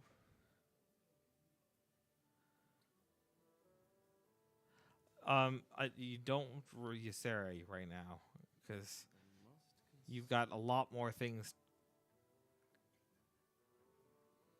in your hand. I mean, you chip away, right? Yeah, You don't even bother with the mutating injection. no.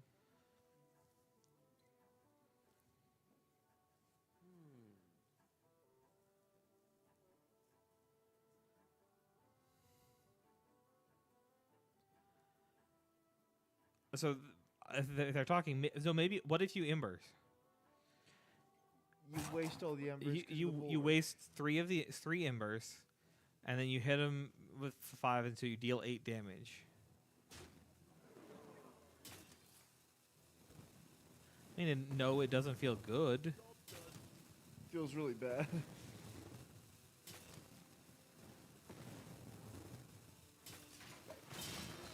But now the bulwark is gone, Yeah. and now next turn you've got 18 damage of embers. If I assume he clears this. If he can't, so you're also removing his armor. That wouldn't be relevant because of shield. Well, Well, no. shield shatter. Hold on. No, that's if 5 he damage. doesn't deal with the board, they win. So the embers are 18 damage, Isn't right? it 24 No, damage? it's 24 damage. You're right. So yes, if he doesn't, But he gets more armor.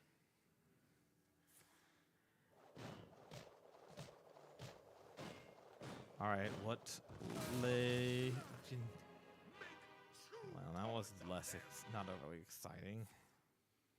Okay, and 8/8 Ticketus, but now I can run Magtheridon and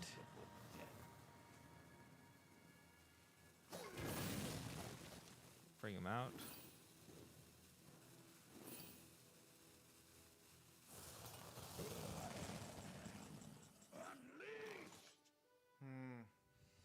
Okay. What do I gain from a spyglass?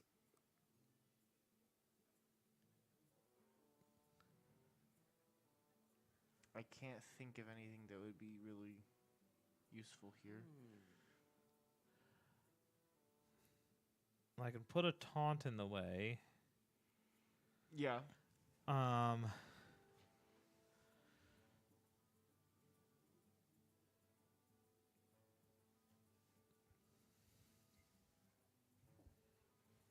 Spyglass into Rakara. Spyglass into Facelip's Manipulator. Okay. Now I have a 12/12. It's not even it out a little. Or I have 2 taunt. No, because I'm not going to give the taunt. Oh, yeah. No, they are? What? Yeah. I don't hate that. Okay. I'm a little confused by it, I think. So they have 2 taunts in the way now. Mm-hmm. They don't have a Blade Storm that would clear this. I mean, they know he has a faceless manipulator that's going to manipulate his 12/12. No force on Azeroth can stop me.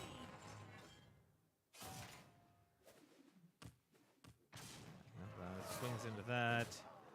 Kills it. But now one of the bolts from the Embers does kill that.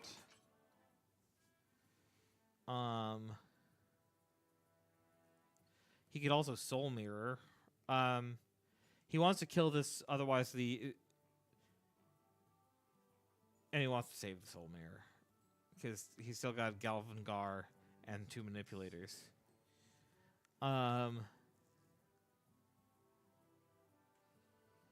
Yeah, I think you Embers here.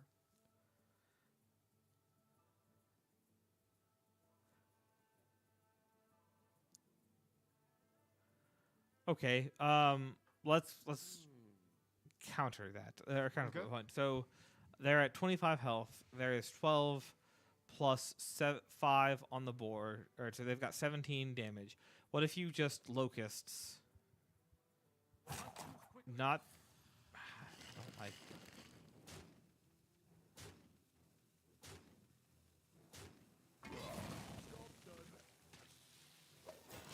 Okay, that's acceptable. I was thinking, what if you locust face, and you take damage? What happens? Like, Yeah. I don't know. They have other locusts.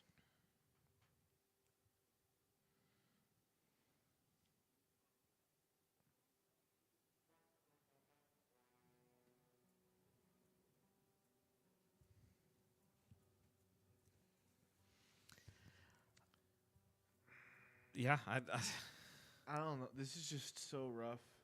yeah. They needed, I think, better pulls from Kazakhstan. I would agree. Now they still have Ysera available that will generate some power. Especially like if they honestly, if they, I don't know. So Rancor here clears this off and gives them more armor. I think is what we're gonna see. Yep. Just got so much armor to get burned through here. Almost out of cards. They're one off. Cause From being able to cannot charge the locust. yeah, I thought locust was But what 7 for some reason. What do they have available that could clear things? So 2 minefields would do decent work. Mm-hmm. They've got 1 more locusts in there.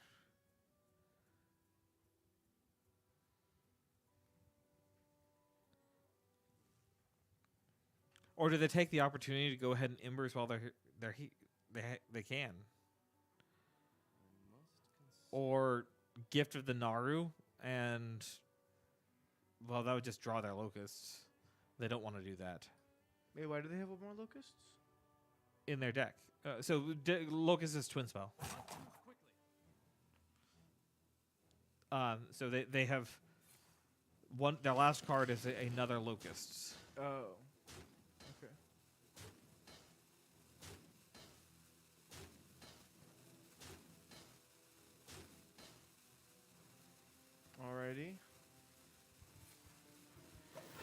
so double minefield here has potential, but I think that's the only thing that kills this. That relevantly kills this board. Oh, Barav. Okay. Locusts. No, I said locusts.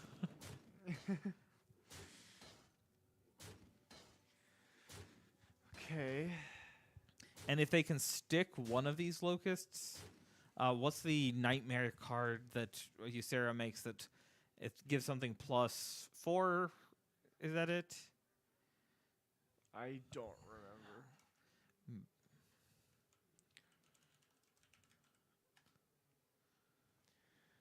I wonder. They're not okay. They're debating whether or not to Rancor here. They have used their one Rancor. No, ACU is debating whether or not to use Rancor. Here. Oh, I see. That's not actually a terrible idea. Yeah, I was trying to figure out why they weren't doing anything. I think that's they're. Are they going to? Yeah. Get 14 armor.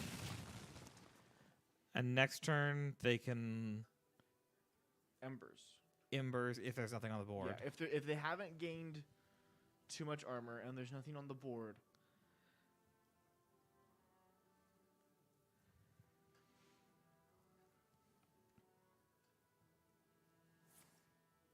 Frostwolves to the front line! Okay. So they're going to play Galvangar and 2 manipulators. Because that'll be 4 and 3 and 3. No, they have to the front twice, which they can.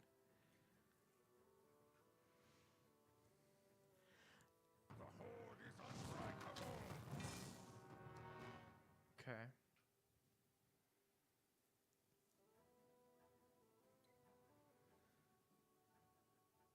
And then manipulate. Yeah. And that's why they did the Rancor, expecting that. Yeah. Now they can Soul Mirror. Right? That's or they Hysteria.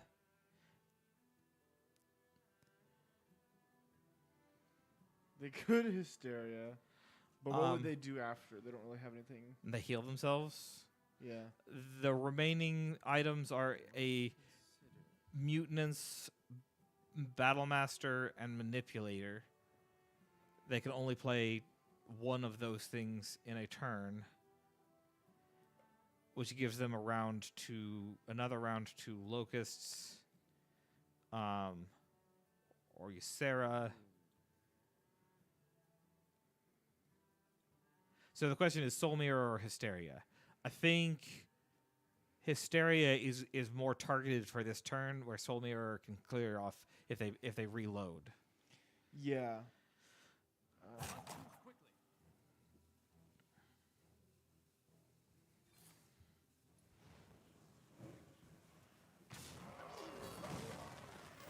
Okay.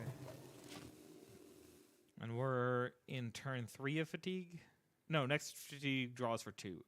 Next draw fatigues for 2. Okay.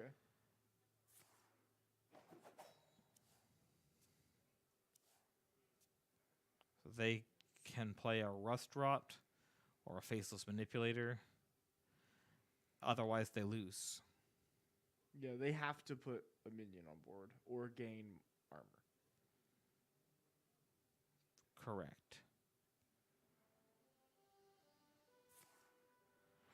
There's the armor gain.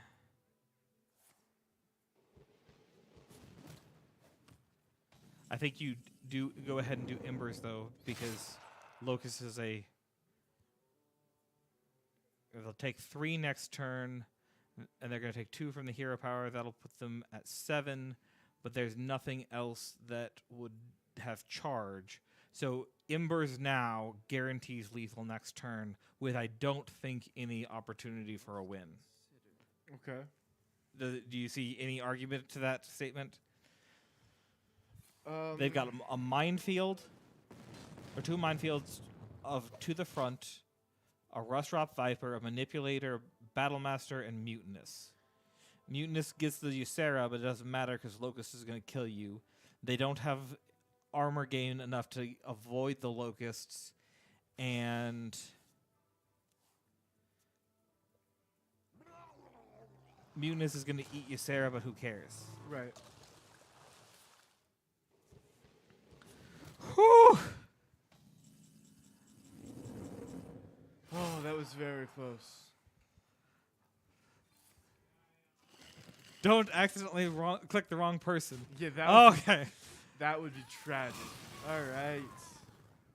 Okay. So we've got a win for the priest. Which is good because I think I think the warlock and warrior are better suited here. Now the question I is, do agree. what do you think they're going to play? The other team is going to play next. If they're going to play their warrior, we want to play our warlock, right? And if they're going to play their paladin, we want to play our warrior. Yeah. And they're saying the same thing. right. And I think their warrior probably has an advantage over ACU's warrior. Rust Drought Viper, for one thing, is a very powerful card. That can just get rid of the bulwark, which is kind of important. Well, okay, so let's say they run the warrior and they run a warrior, Mhm. and we win with the warrior. Mhm. Well, then we now have to beat both the warrior, which is fine, and the paladin with the warlock. If we run the warlock and they run the warrior, that's good. If they run we all run the warlock, they run the paladin, then we have to win the warrior against the paladin, which I think is fine, and the warrior, which we've got to 50, which is a more even match. So I think the right answer is play the warlock. Okay. That said, I think everything I just said could be reversed.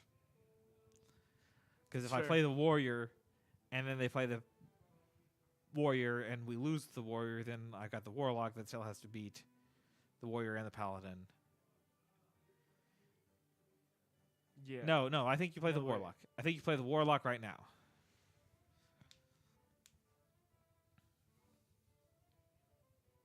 Yeah. I think Is so. But they're trying to make a decision here. Yeah.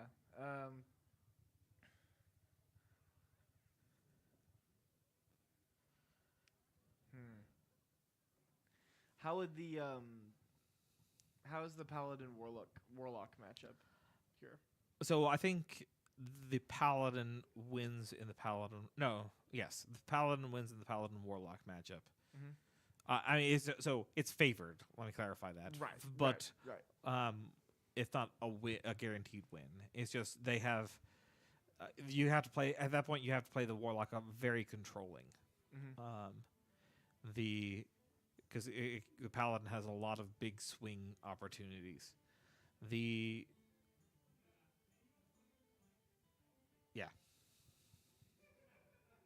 Yeah, that's fair.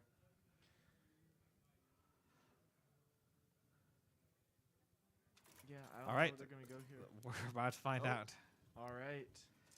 Diving in, survey says they're going with the warlock Warlock. against the warrior, which I think is theoretically favored for ACU. Really? I think so because Okay. you have to make sure you're dealing with armor as you go, but I mean they're not going to be dishing out significant damage until much later. So Yeah. your goal is to work towards that combo piece, and my scene went black. What happened here? Do not know.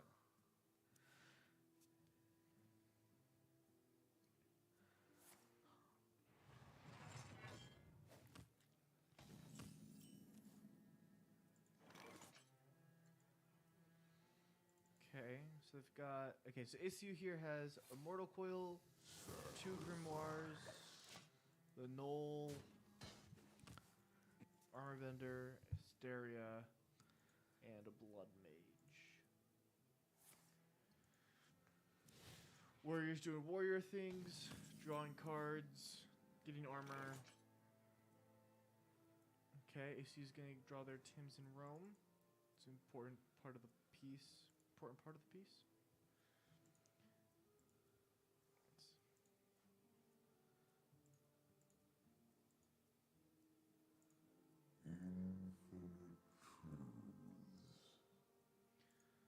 So, yeah, okay, they're just gonna tap here. That makes sense. And then, oh, they're gonna play the Gold Shard Knoll. Turn 3 Knoll. Okay. Mortal Coil their own. 1/1 to get the card. Oh, they coined out the Mortal Coil to get the card. Interesting. But they did get the Mithril Rod.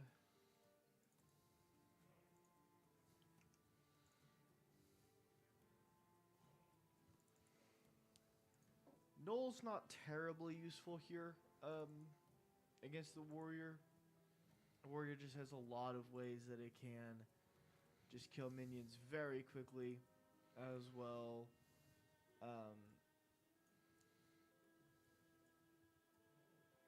So there's not really a good reason to save it or to play it here besides causing the Warrior just to use some of their resources. All right. I'll get rid of that black. I think I've got it fixed. There we go. Still don't know what was actually causing it. Yeah. Okay. Sorry about that. So yes, back in the game here. They're diving towards their, but they don't have really any of the pieces except for Tam's in there. Yeah. Okay, Warriors gonna trade the heavy plate. Play a bulwark already. Okay. Oh, yeah. Interesting. I feel like that's good for ACU. They only have 1 bulwark, and if ACU could go ahead and just start chipping that away. Yep.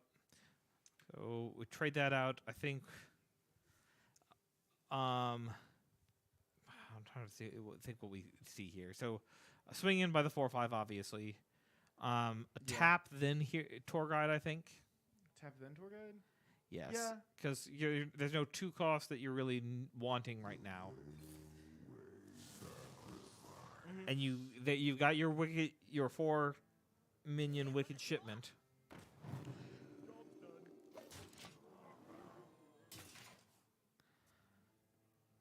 All right.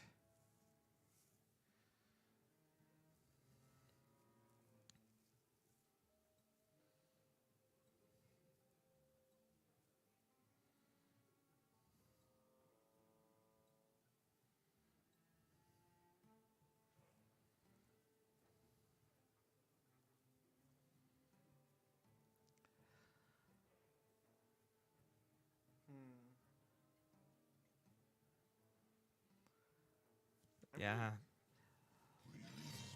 Okay. Okay, already played a mech there. So I think this is really smart from the Oregon team. They are recognizing a need to be aggressive. Mm-hmm. That said, okay, I say that's smart.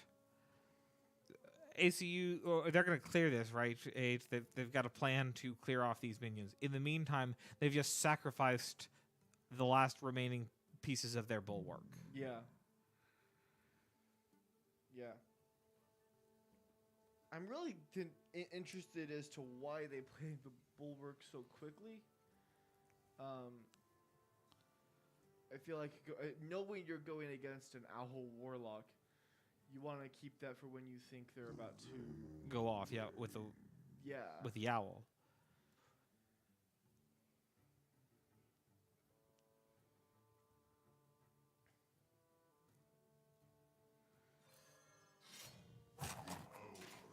And uses his own guys to chip away his own.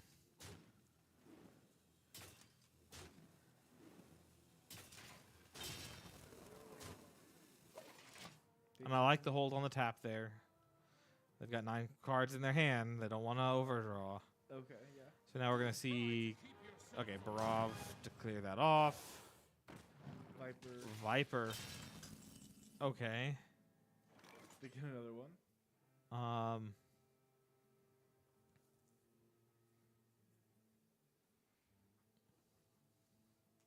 Interesting. I'm not sure what's going on here. So, because I see you can still just chip in.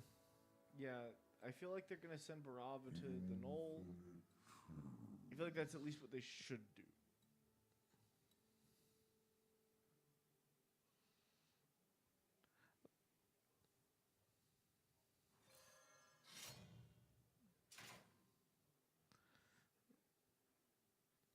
Yeah, so swing in to face. Yeah. Run the null into the 3/4. That means that you can't kill. He can't pop Barov. Yeah. Yeah. No, that's. And then maybe even Mortal Coil one of your own guys. Yeah. How many kills does he have to have? Is it 3? Or Oh yeah, he has to kill all 3 of those. okay.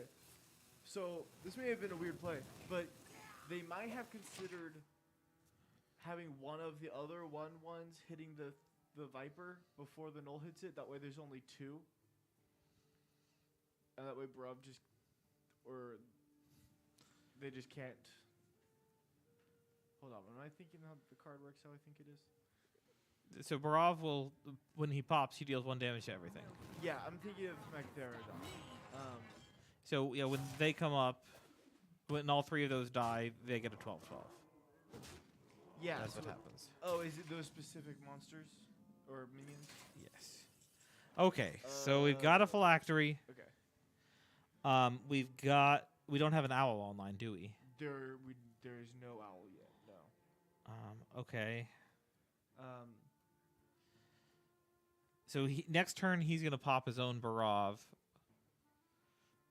After swinging with it, we need to make sure we don't pop his Barov for him right now, because otherwise we get 12 damage to the face. I think Armor Vendor's fine.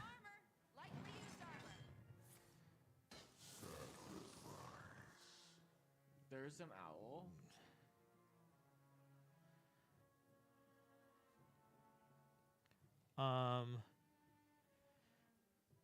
You touch your own minion, one of your minions.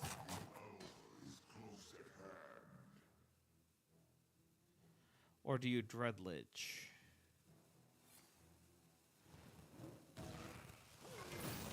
Yeah, they're gonna use touch.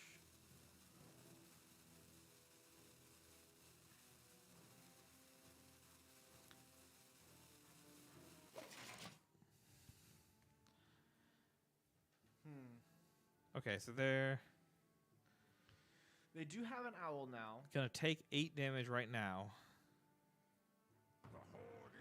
Oh no, that's it. Right? 5 and 7. Yeah. Yep. All right. That was a fast match.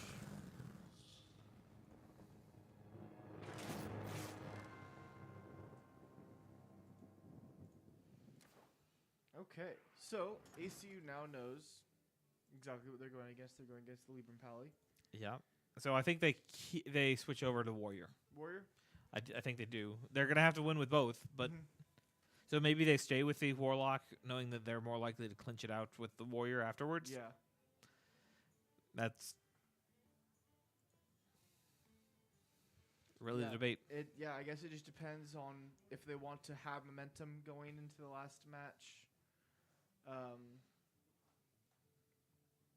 Because if the Warrior is more likely to win, then they could want just kind of to have that momentum with the Warlock.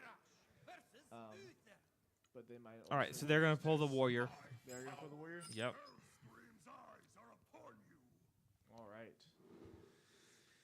Starting with both Anexia and Kazakhstan. So I don't think you keep them I don't think you keep them either. because you have to control this board, and you need something in your hand Yeah. that will control this board. 100%. I think it would be very greedy to keep It would be, I mean, either of it them. would be a bold move. Okay, Okay, just keeping the Rancor there. 2 rankers I think is good. Yeah, now they just have to maintain control. And they got Kazakhstan.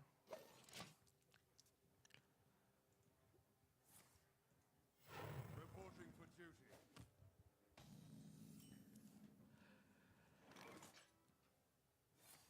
Go play the Crusader's Cash. Outrider's Axe will be really useful. Yep.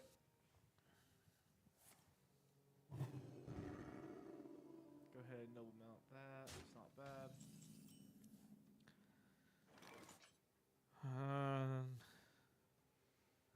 Awkward. Yeah, you don't really have. I don't think coining out the axe is worth it.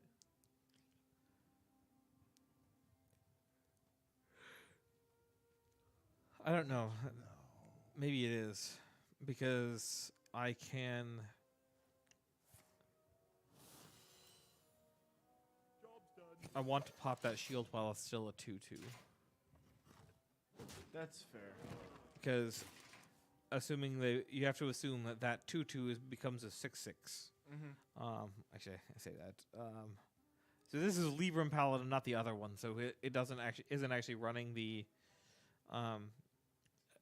super buff blessing. That's like the give it +8/+8. You can't attack heroes. Oh, okay. Reporting for duty.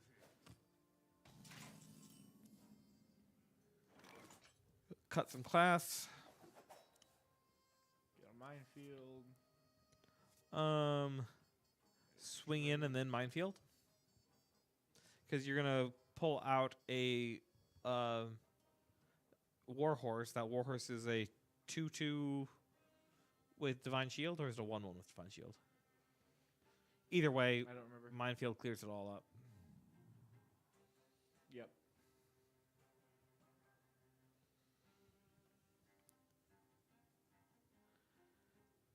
And you get a card draw. And you do get the card draw. That is true.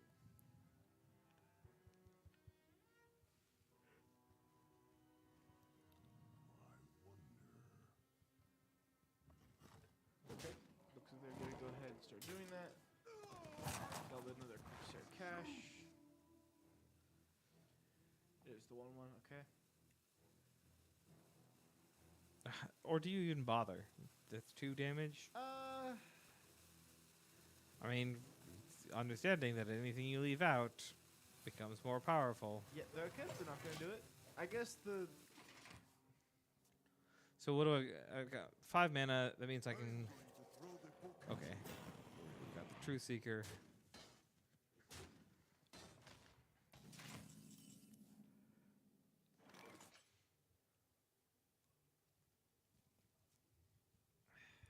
Let's see what they do here. I think. They've got a good chance of killing off both of those if they minefield, but it's not guaranteed. If they hero power shield slam. Or wait, no. If they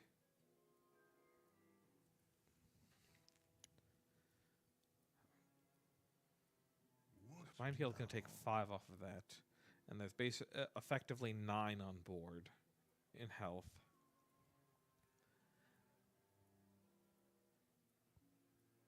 They're 1 shy of being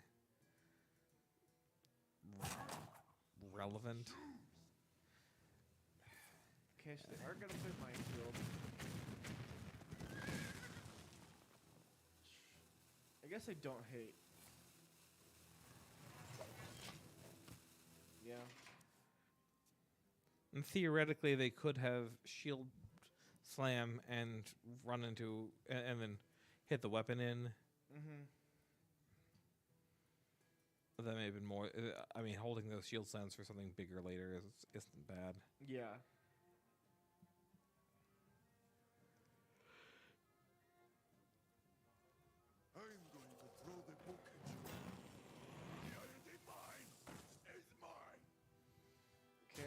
Trog out. Okay, they can frozen.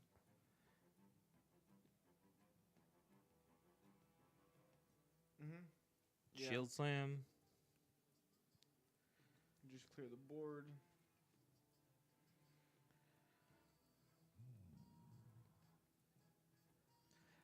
Oh, actually, take advantage of this. Frozen buckler, shield slam, rancor, hero power in. That'll give you. Wait, what? So shield slam, create a trog, or so buckler or frozen buckler. Oh. Create a trog. Shield slam, create a trog. Pop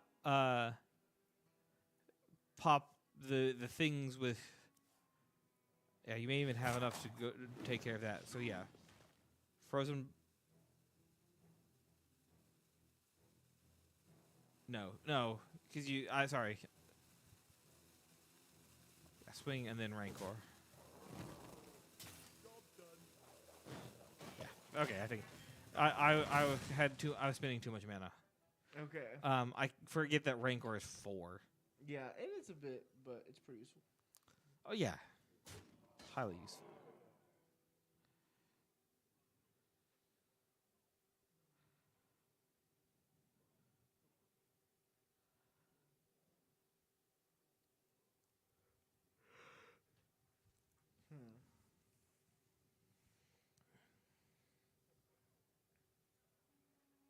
I cannot wait to read these. Another Trog. And a Libra. Okay, so now I Oh. buckler, rancor, shield slam.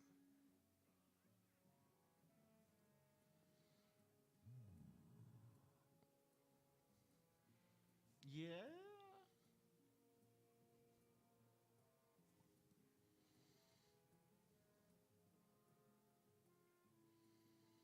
I mean, that only gives me 2 things that I'm killing for armor gain. Yeah. I said, can I gain enough, do something instead of the buckler to gain enough from the rancor that I can kill things at? So If you play Buckler, then you hit the Divine Shield and then Shield Shatter? Or or Rancor then Shield Shatter? Or yeah. and then swing in for clear. Okay, that works. So I was thinking. So yeah, that I think that was the best path for a full clear there. Okay. Ooh, please. Oh, Okay. Oh. Okay, that's really good. Heavy plate, and then Nixian Drake. Or yeah. Yeah. No, I would. That is certainly what I would do in this situation. Since you have the mana, the resources right now, so you can save the shield slam for later.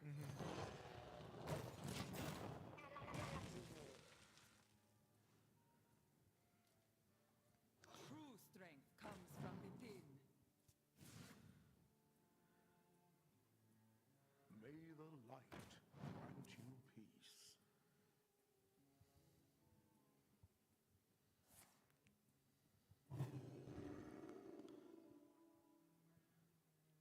I do love a good study session. Okay, so Oregon's gonna kind of start filling the board a bit here. They got 2 Divine Shields. Okay.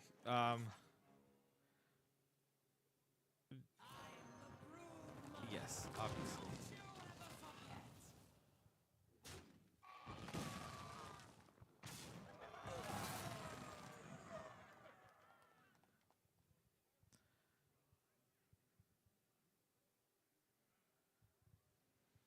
go ahead and pop the shield, then use the Drake probably to kill it? Or no? No. Don't use the Drake. Never mind. Yeah.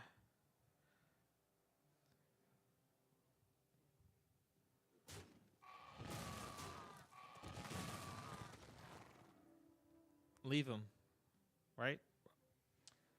Yeah. That way, And then swing. Because it's not like we've got constant consecration or anything like that. So there's Barav. But that's especially all the more reason to leave them. oh yeah, 100%.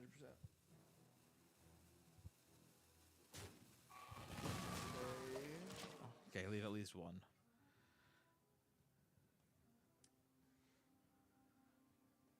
I mean, it'll still die easily to the 1/1.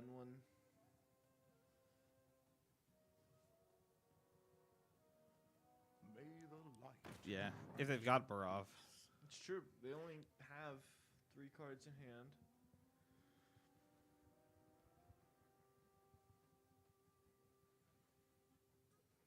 In fact, actually, that kill was exactly what they needed for a Barav counter. Because unless they had... Actually, they're not running any brooms. So Barav by himself, they would have needed 3 on the board to also take out Onyxia.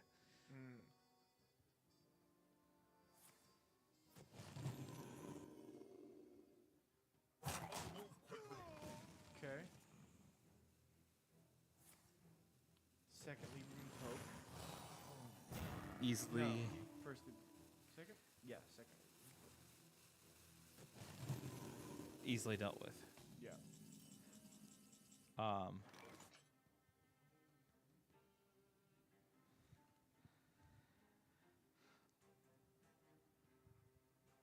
Like, to the point that they're talking about Kazakhstaning first.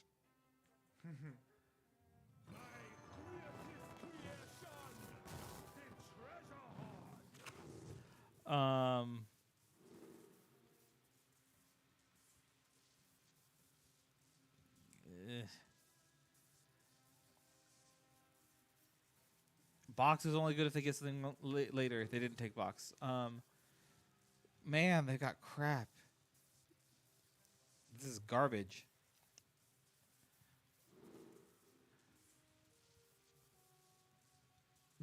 Bubba. If I mean, Bubba would have been great if they took. They've got one more opportunity for puzzle box. Wax Breacher? Or Hyper Blaster. Yeah. Okay. So they took mutating injection.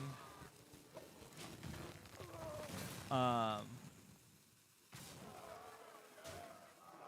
they took mutating injection, Hyper Blaster, Bubba, Pure Cold, Staff of Scales. Who set themselves against me. And so that'll be the end of Onyxia.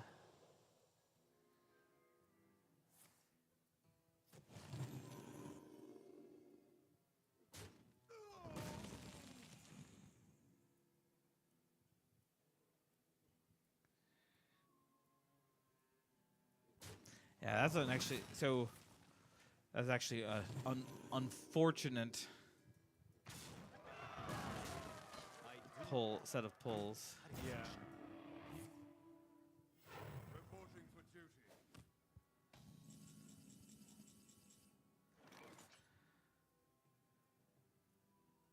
So Okay, so Hyper here- Blaster. No.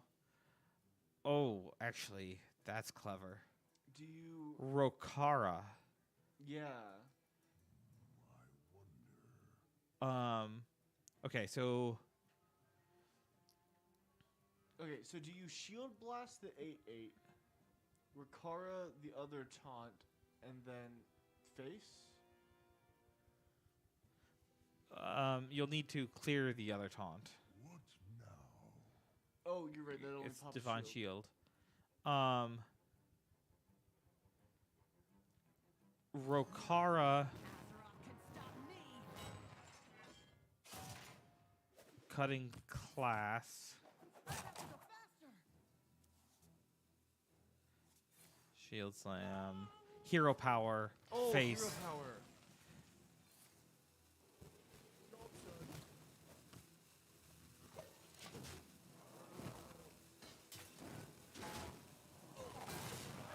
Bring him down to 6.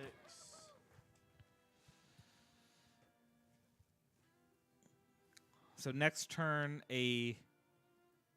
so they've done their Libram of Hopes. So they have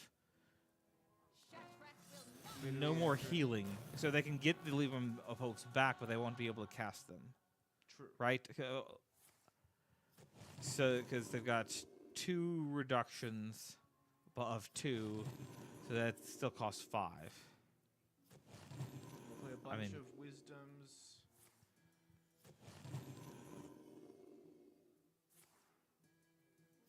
So they'll be able to kill this off, but if we pull a Pure Cold,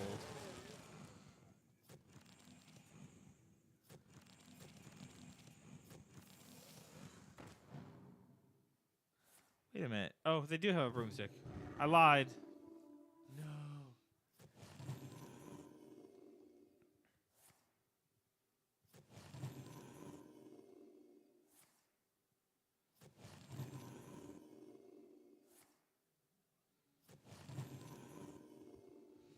That said, we need one. We'll be 1 damage off, even if we don't get a Pure Cold, which we don't. That's Oh no. Sorry, I forgot. Even if we, so we had a couple ways there. So Because hero power, or they could have gone face, or hero Yeah. power, and hero power, or either way. Yeah. Okay. All right. All right, we're still in it. So now we've got the Warrior Mirror match. Yes, we do. This will decide who gets to go on to the last match of the losers bracket. Oh no, it's not the Warrior Mirror match. That was the war. It's the Warrior versus. It is the Warrior match. No, No, it's Warlock versus Warrior. It's Warlock versus Paladin. You're right. Yeah, no. Okay, That's correct. that's better. Nobody wants to see a Warrior Mirror match at 10:15 when there's still a third match to be played tonight. Yes. Okay, let's see.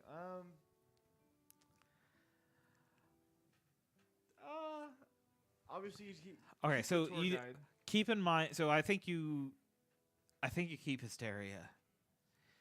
Keep in mind they need to play more controlling than they might normally play. That's true.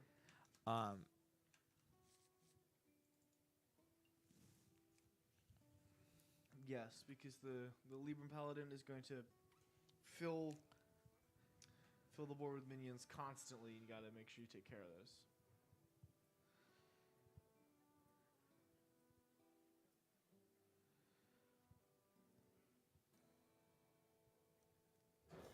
All right, they are going to keep the hand.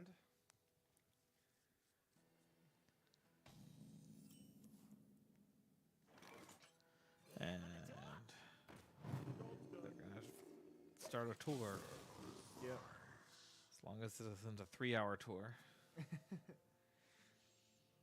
cannot wait Either to read these. literally or figuratively. All right, there's one part of the combo.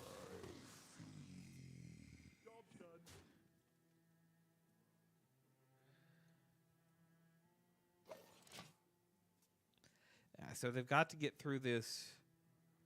They've got to get through to their combo without the board being too messy. Yes. Because whatever little minions that the Paladin puts on the battlefield will possibly eat up some of the damage that the Owl OTK will create.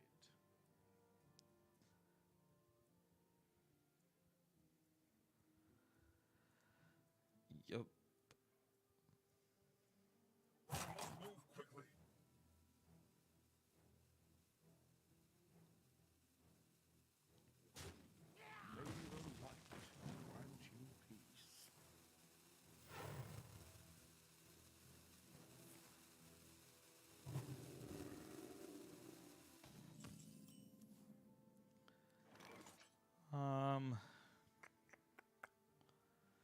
Mortal Coil, tap, or are we getting more concerned?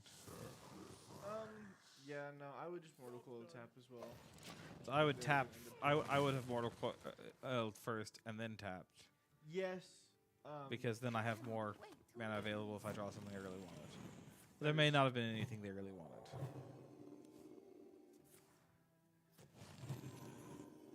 See, now that thing, that attendant is getting a little concerning. It's getting a little big.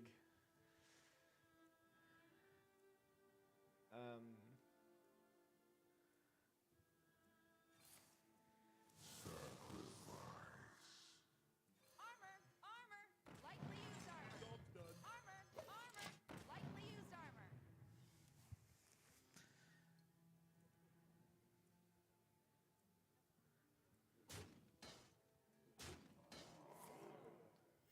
Reporting for duty. Okay.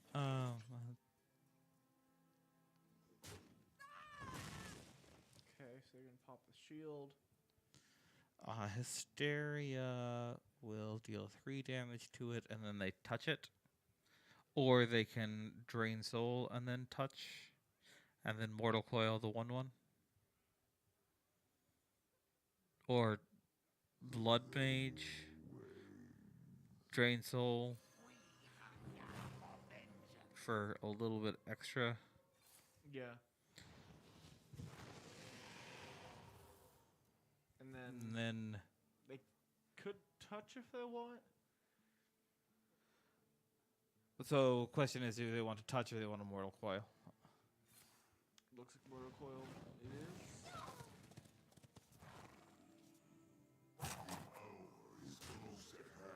Alright, there's part 2.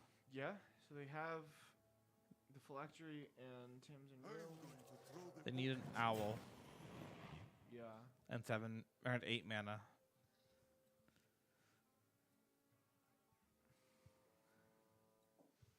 And a Wicked Shipment to be traded. And ideally a rod to Tour guide.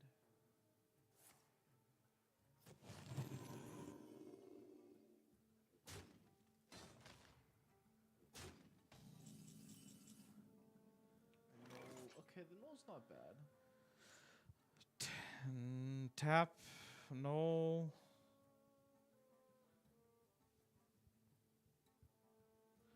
Tour guide.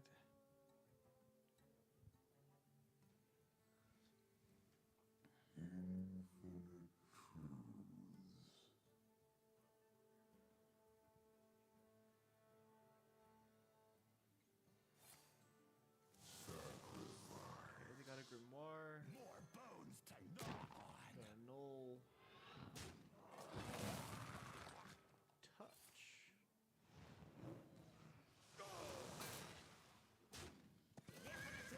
Door guide. Okay.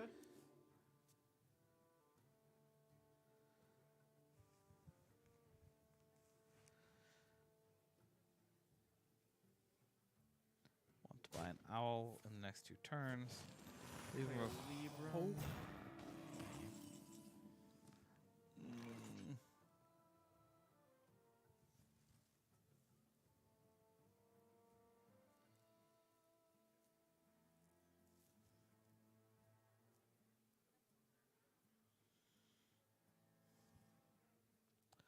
I don't see a good answer here. Yeah. Do you? So, okay, what can I tap into? That doesn't clear off this 8/8, does it? Well, you can, if you tap and get the null, you should. Oh, no, never mind.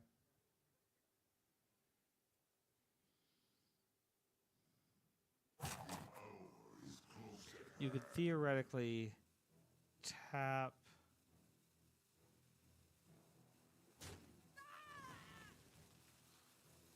Okay, they're just gonna Mythic Rod.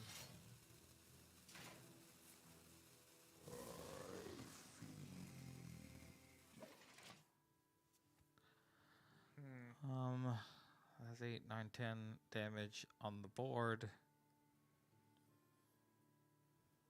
Our hardships only strengthen our resilience. 12 damage. Oof. See, this is one of the reasons this is hard. That our Yeah. Warlock has a hard time here. Yeah, you just can't get your combo off in time. Well, even so, that aside, let's say they get the combo off right now. They're taking half damage, Mm-hmm. so you're dealing half of your combo. Yeah. Your 32, your 24, or your massive damage is halved, and so unless you're doing more than 60 damage, or in this case, they would need to be doing, 84 damage Yeah. or 88 damage. I forgot that halves your damage. That's really. Yeah, actually, I don't know how they pulled this off now, without a Restaurant Viper. Yeah.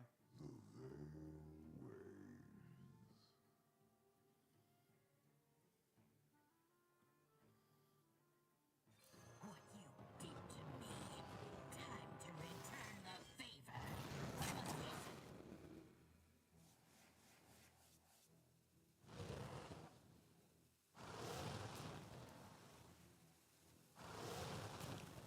Come on.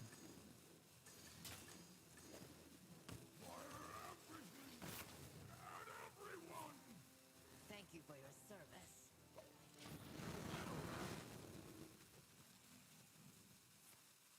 Thank you for your service. Yeah, this is significantly harder now. They just have to use so many resources for that. Oh, there we go. Okay.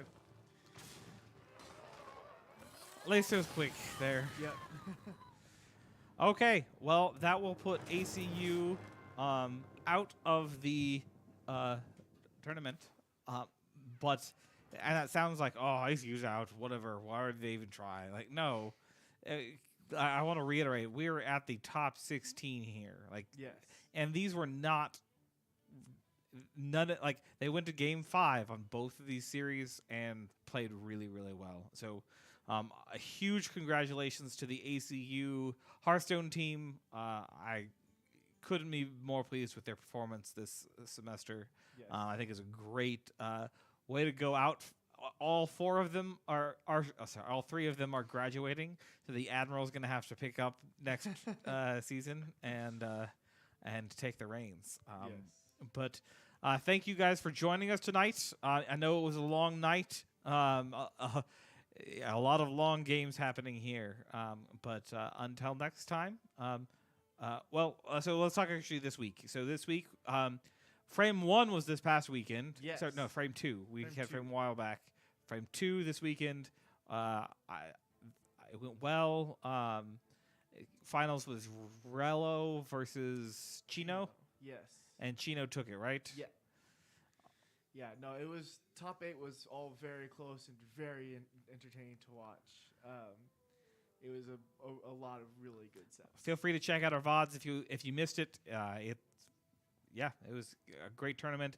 But Smash will be back this Friday for the Smash Weekly.